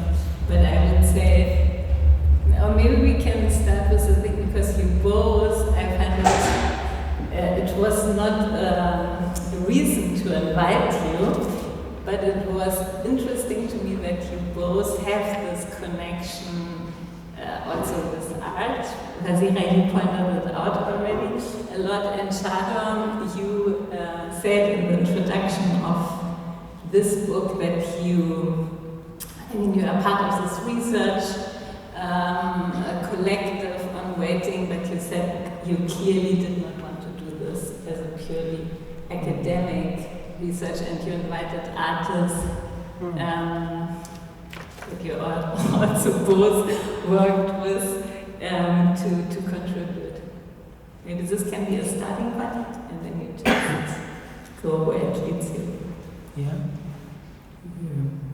It was a research project on waiting, and I find it very difficult in conferences or publication to write about or talk about waiting in pure academic language and context.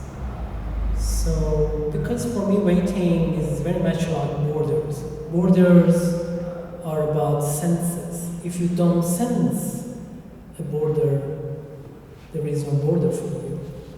I crossed border I came from Munich by train, and I didn't sense any border, I just crossed it, and suddenly I was on this side of the border.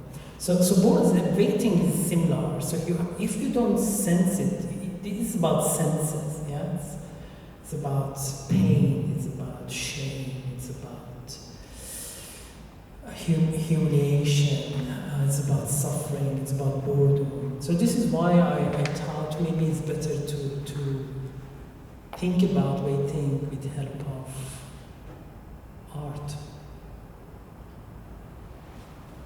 Yeah, I love that connection, and I think Bani Abadi's work, who I was referring to, and who led me to reflect on waiting in her artwork, is also in your book. Yes. And so that's definitely amongst other connections very significant. What I guess maybe separates us in thinking even about borders is that as someone who thinks and writes from the Indian subcontinent, and where the colonial past and the colonial present and the post-colonial question have been, from growing up to how we live in the region, has been always much more important. And so the parts of Bani's work, although she has a great deal of work on the India-Pakistan border, which is probably the most highly surveillance. It's like the border between North and South Korea, maybe is the only other border one can think of, which is as intensely policed, and it has engendered so much violence, and a border amongst people who had lived together for a very long time together, right? So this living together part has been very, very important. And so my engagement with thinking with artists has been about the ways in which the living together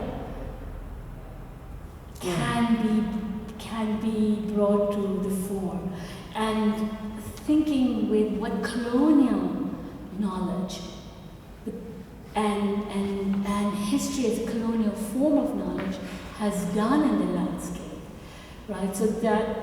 So in a way, my engagement with Bani's work was really about post-colonial, a work which is really set in the region where this difference, right? Difference between peoples who have who've lived together for 1,000+ years, right? A region that's really shaped and formed with each other, with togetherness, and now we have. So that's I think that's it's also the point of from where the border is everywhere in that sense, right? So I grew up with the border in my home because most of my family's in India, and I was in Pakistan, and every single day my family was trying to cross the border, or my family in India was trying to cross the border to come. So we grew up with the border as part of just the constitution of like how you eat breakfast on the table together, and who's missing, and how do you reconcile this continuous absence, and thus the colonial violence and the post-colonial effects of it are extremely visceral. It's like in your body, you grew up with it.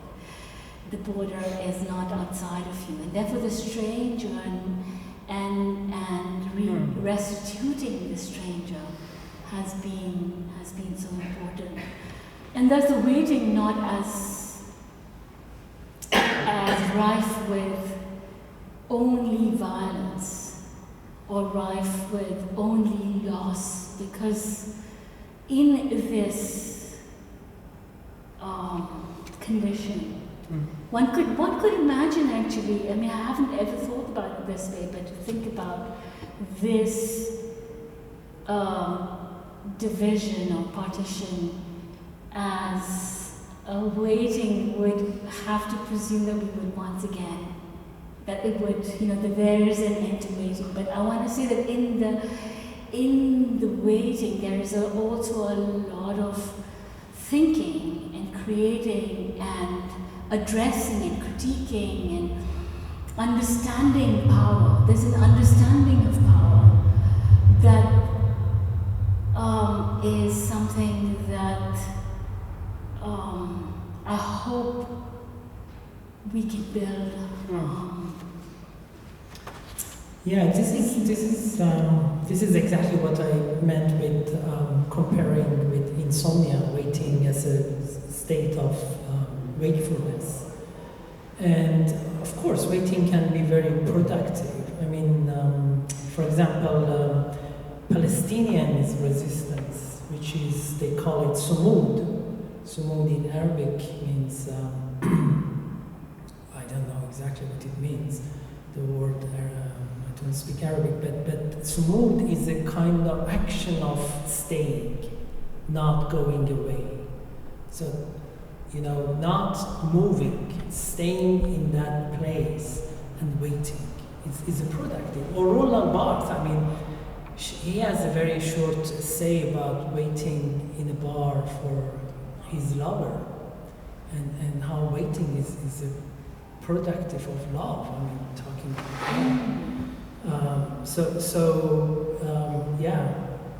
talking about love. Also, I want to say that love can also be used. Not can be used. It is used. Love is used for division. When Trump was arguing for his new wall against Mexico, so he used a lot about love. He used love, and he called it building the wall is an act of love. I quote him. And many racist parties in Europe, they don't talk about hate anymore. They don't say we hate migrants or we hate this group or that group. They talk about love. They use love for exclusion of other. Love to Sweden, love to Austria, love to France. So love can also be, I want to just say that, of course, love itself has this long colonial history.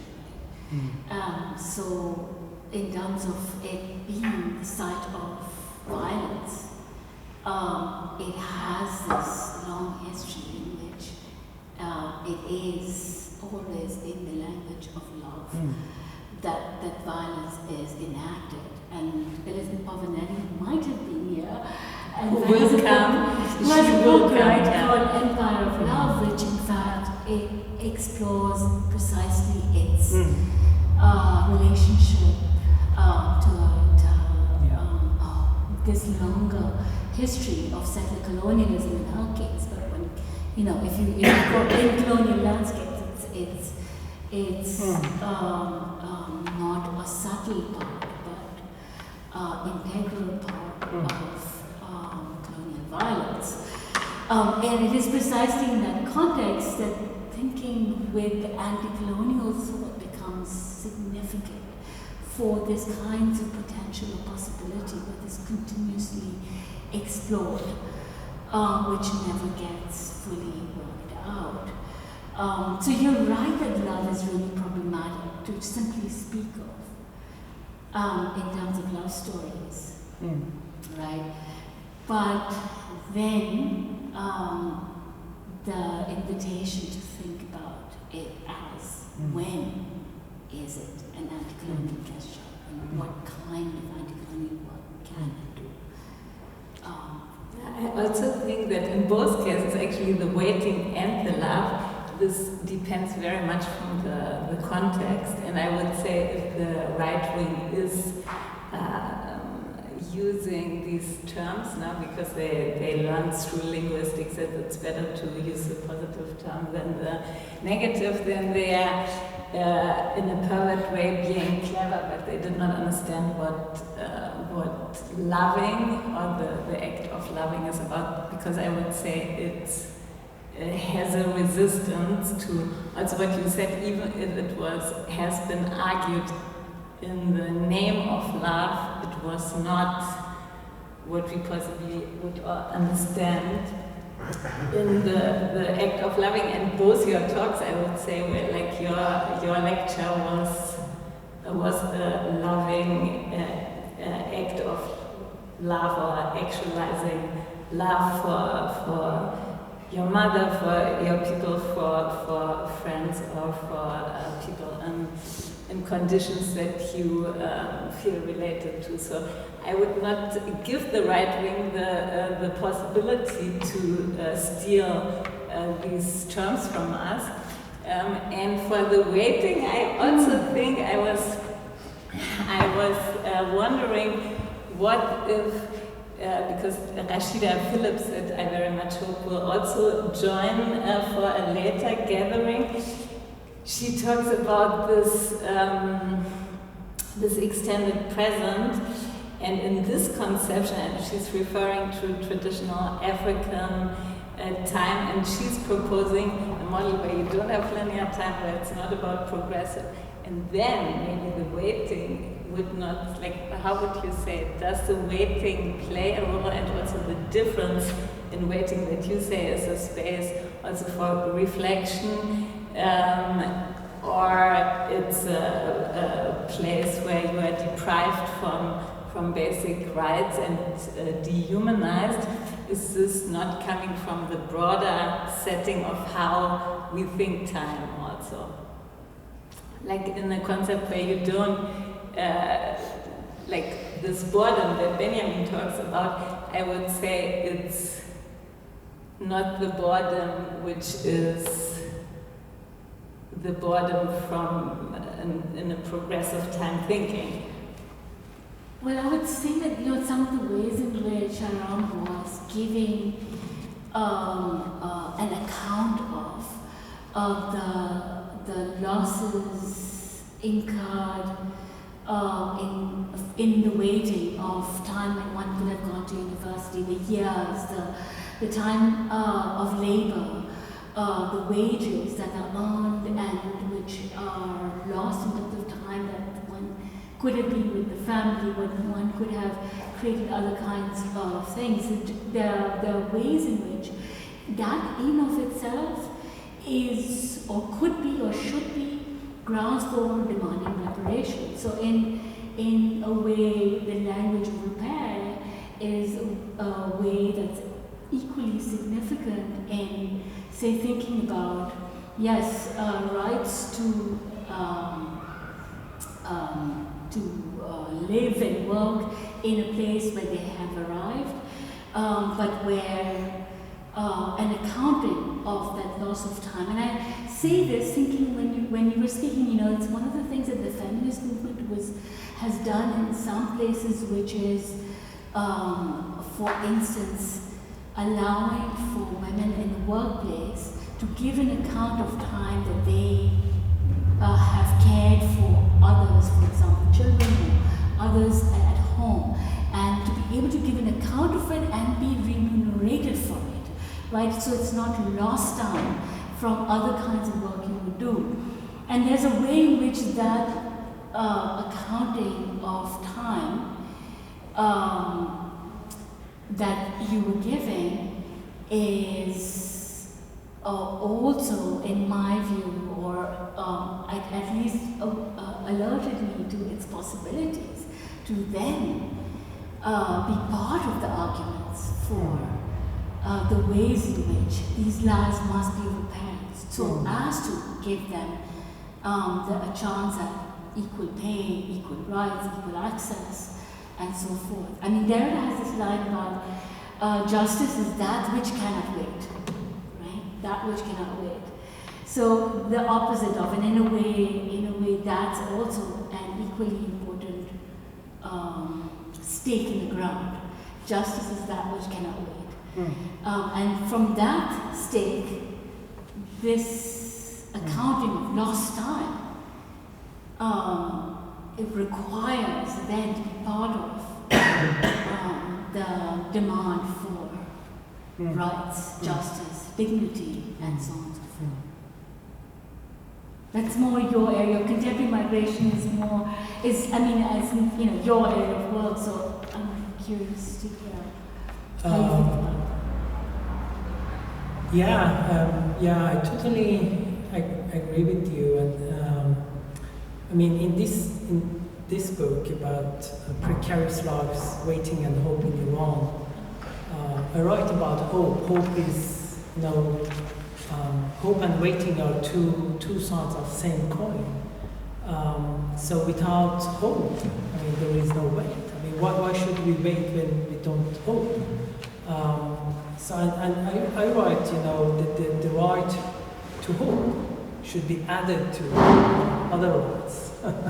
So in all this convention and declaration of human rights, blah blah blah. So you should have the right to hope, yeah.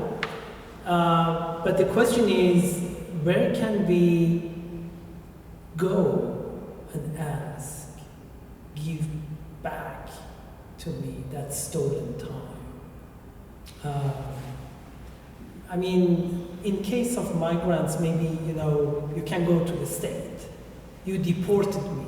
You stole, my time is stolen by you, so give it back to me. So it should be, I don't know. Yeah, that's the debate on reparations for slavery is who do you demand that which has been? Yeah. So part of resistance by migrants or marginalized people who are their time stolen is I don't remember if I wrote in this book or another book, is to steal back the stolen time. So the states or borders, took away your time from you. So how to steal back? Yeah. So yeah. In terms because of I don't think that they will give you, but you have to steal it back. They will not give you, but that's why there are movements and why there are arguments and why we all think together, right? Because you want to build those arguments, you want to build with others. No one's going to give anything back, but the only ways in which you can challenge the status quo or the ways in which people think about it, right? Because the fact is that simply giving asylum is seen as sort of like, oh, we've already given you something and that's the end, right? And the rest, the onus is now on you to do X, Y, and Z. But if one adds to that this kind of concepts of stolen and lost time, and it can be entered into both art and poetry and literature and then ultimately politics, right? That this then might begin to transform the ways in which the state thinks. That's why I was saying the example of what the feminist struggle over years meant that now on job applications for men and women actually, you can give an account of time that you spend raising your children as time that you need to be paid for and needs to be accounted. This is a long, few hundred years back, right? That this shift has taken place, giving this kind of time, so that men and women can be equal in the workplace, or more equal in the workplace. I'm saying in the same way, this kind of building into the language of justice, or giving an account of such that we see that in art, some of the artwork that begins to sort of push on, right? The time that was lost in ways that can be very powerful. Yeah. And then your work, and then other kinds of writing, many different kinds of coming together, I would say. I hope. Yeah, I think this is why maybe I avoid passive voices, and I write time has been stolen by someone, has been stolen by employer, has been stolen by landlord, has been stolen by states, has been stolen by colonizers. So then if we say the time is not just lost, it has been stolen. It has been stolen. Then we have someone to accuse, someone to bring to the court. And this is what you say, to claim it back. Yeah, let's claim it back. that's really hugely significant and quite moving, you know. And it's yes, we need everyone on board to have that. We need as many to understand what its significance is, to feel it. Not only those who experience the border in their body, but also others who can be with and understand. Would you see, like, because I think there's this one idea of like legal processes and like thinking about how naming like stealing and how one can work on this very aspect of bordering practices. Then, of course, in the arts also we have the other one, and I think also your talks were a bit divided on this line in the sense that you thought about like it's a very deep analysis and diagnosis of what is going on and how within the system one could potentially resist this violence. And then I felt that in your talk, Vazira, you also addressed this, but your vantage point was how could we just remodel the whole? Well, no, how? In the sense, so in order to move, like where, like what would be the? So I would say your project is more like it's more diagnostic and addressing the very more pragmatic in the sense what can we do right now, and you are still from my looking for the pragmatics. But you have where it should head to, no? I don't think it's a separation of pragmatic versus, I would say, conceptual, because I think the conceptual is extremely important for the diagnostic, and then to rethink the conceptual based on that diagnostic. So it's like a dialectic process. And I would say the same is true for me, because in a way, I spent, as a historian, most of my writing is giving an account of the violence and giving an analysis of the violence and holding it, in particular my work on the long partition was really about state violence, which had not been given an account of. Because the violence had seemingly between Hindus and Muslims appeared as organic or civil or communal violence, religious violence, age-old religious violence, right? So one had to sort of step back and say, no, the state is really responsible here. So in a way, I've come from that kind of work to say, now, how does one place a concept such that it can actually give us something? I mean, we've given an account of what happened in terms of the violence. How can we give an account now that allows us to make that kind of imagination possible for reparative work? I in the past 15 years, my project has been looking at the border from the other side. So what do we see if we look at the border from the other side? It means repositioning ourselves. And when I go to the other side, when I position myself to the other side, look at the border, so it is not anymore a researcher's observation. It is a space for confrontation. Yeah. So what I do is to conceptualize, to diagnose, to understand something like borders or waiting. But for me, part of that conceptualization is part of resistance, is part of confronting it. So you study at the same time you confront it. I don't know if it was just a reflection over what you said. I also just said loud something, but I think it's so. I think yours is a resisting strategies and yours too, but I was still slightly different. It's a slightly different. But it's also coming from I work as a historian. Yeah. Right? But so you were a counter-historian today. I'm a counter-historian continuously, of course. Yeah.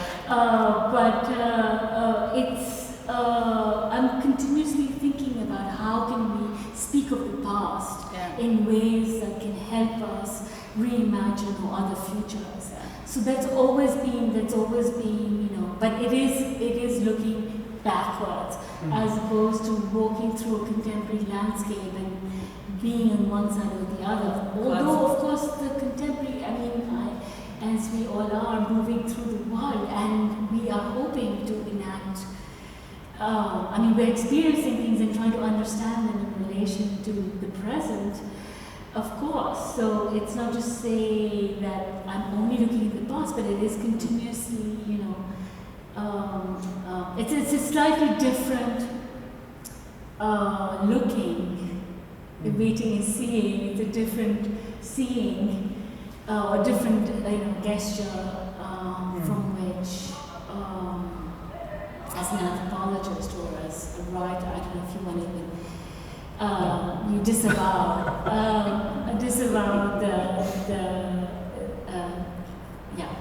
yourself as an anthropologist entirely. But as you move through, you don't even, I don't know. I think you said not even sure if you do field work anymore, right? But in some way you're thinking about the present through a certain set of questions. Yeah, that's. I don't know what I'm doing. I don't know if people tell me, Shahram, this is not anthropology, and that's okay. For me, I don't know. This is not anthropology. It's not art. It's not sociology. It's not history. Okay, I don't know what it is. But so far, I enjoy it myself, so it's okay. No, it's coming from some questions. Yeah, of course. Yeah, so that's and then finding a way to speak to it in a way that really has the most integrity.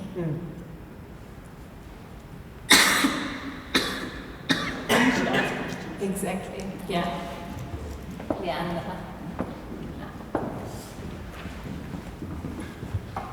So thank you very much, all of you, all three of you, to have you scholars here, to learn so much that time is actually a privilege, right? To have time is a privilege, to kind of the discussion, I feel, is this me? No, it sounds good from here. Yeah. Okay. Good. I'm creating a background of you. I feel like the question which you tried to argue right now is waiting a form of repression, solely a form of repression, and then the historian who needs maybe that space of reflection, right, the time. So for you sum it up as a form of repression, for showing us how far it is linked to race, gender, class, right? And then at the same time having someone we need time to reflect, right? Without time there is no reflection. And I was thinking, as we are here in an art institution, also to bring in the art and the conception of time. And also thank you so much for bringing in media. How important or how time is and then coming to colonialism, right? How it is broadcasted through media, right? I mean, it was called the Victorian Internet, right? The telegraph, the Greenwich Belt, like they exported time, right? The British Commonwealth exported time globally, and still it is used for the internet, right? It's still the same cables. I mean, I always find it so funny, right? So we see like how time is, of course, has a colonial, it is deeply colonial, right? But now I'm thinking, as we are in a time, and I always see you back there, the title of the show, Eco, and we have no more time, coming from an ecological point of view now, yeah? There is no more time. And going through arts, actually artistic works are, for me, atemporal. They travel through time, they really do. Like, old artworks talk to me, yeah? And that is what I also appreciate so much. They have the ability to do that. But now the main, or not, but the dominant discourse is that we don't have any more time, right? We exploited so much of the earth, catastrophe is coming, and the apocalypse is there, right? It's just there. Which, of course, for artists, apocalypse has always been a big source of inspiration also. And now we're trying to avoid apocalypse. Sorry, I'm going off road. But my question would be more, what does that mean if the main discourse is now arriving saying we don't have any more time, coming from an ecological point of view, yeah, which transgresses class and gender, because we are like, that's what they're saying, and you maybe will come up saying it's not true. The rich can avoid it, but to break it down to that very question, we don't have any more time. Maybe we never have had. But I think, yeah, you're right. I mean, if we talk today, politicians, people in power talk today, there is no time left. Or activists. Farmers, nomadic people knew it long time ago. I remember,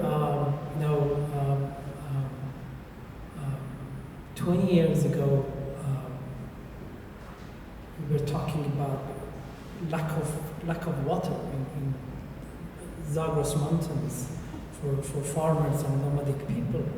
Nobody in cities in Iran talked about that, because water was running, throughout the cities. So city people didn't care about that question. So that question has been there for a long time, and now has reached even powerful people. But it is going to affect, colonial relation to, or the colonial extraction of resources from the land, the transformation of forests that many people use and cohabited, and turning them into commodities for circulation. The colonial economy that pretty much remains intact means that there is going to be a huge differential in how climate change is already being experienced by the world. So, Pakistan just had terrible floods, and they know that's coming for the rest of South Asia. And the poorest people are already going to continue to be suffering in ways that I think Europe has been preparing for, shoring up for, mobilizing resources for, food security for one. It's been thinking with and working with, and has the means and mechanisms in a still ongoing colonial global economy that means that it's going to be experienced entirely differentially by the world. And of course, people in the global south, and I know that term is kind of complicated, but in all of these places are moving or leaving or have been not just because of wars, and we've known that at least since the 1970s actually, because the refugee studies that were done back in the 70s and 80s was already saying that there's going to be this, there are people who are moving, because it's clear that if you, the lands that you live in, the agriculture landscapes that you're part of, they cannot support you in a way. The first migrations were from the rural areas into the cities, and then from cities in the global south to cities in the west. These migrations have been for as long, being connected to this as much as war. And then now, of course, environmental historians say that many of the things that we call wars or civil wars or political wars between regions were also possibly because of already ongoing climate changes, which were leading to droughts and so on. So I think these things have been interconnected for a very long time. No, they are interconnected. I think when it does not even have to say they have them. No, but this knowledge that they are interconnected is also kind of old, but it hasn't, and that it's going to affect different parts of the world differentially is also something that's been known. But yeah, the political debate still happens every day as if we've now encountered like we are now at some kind of precipice, or we're now at some kind of threshold, and maybe we are, but I feel like, yeah. Question. Shahram introduced a really interesting concept about chronos and kairos. Yeah. And somehow in your entire conversation, also this back and forth, the questions that come up here, maybe the two cannot be connected.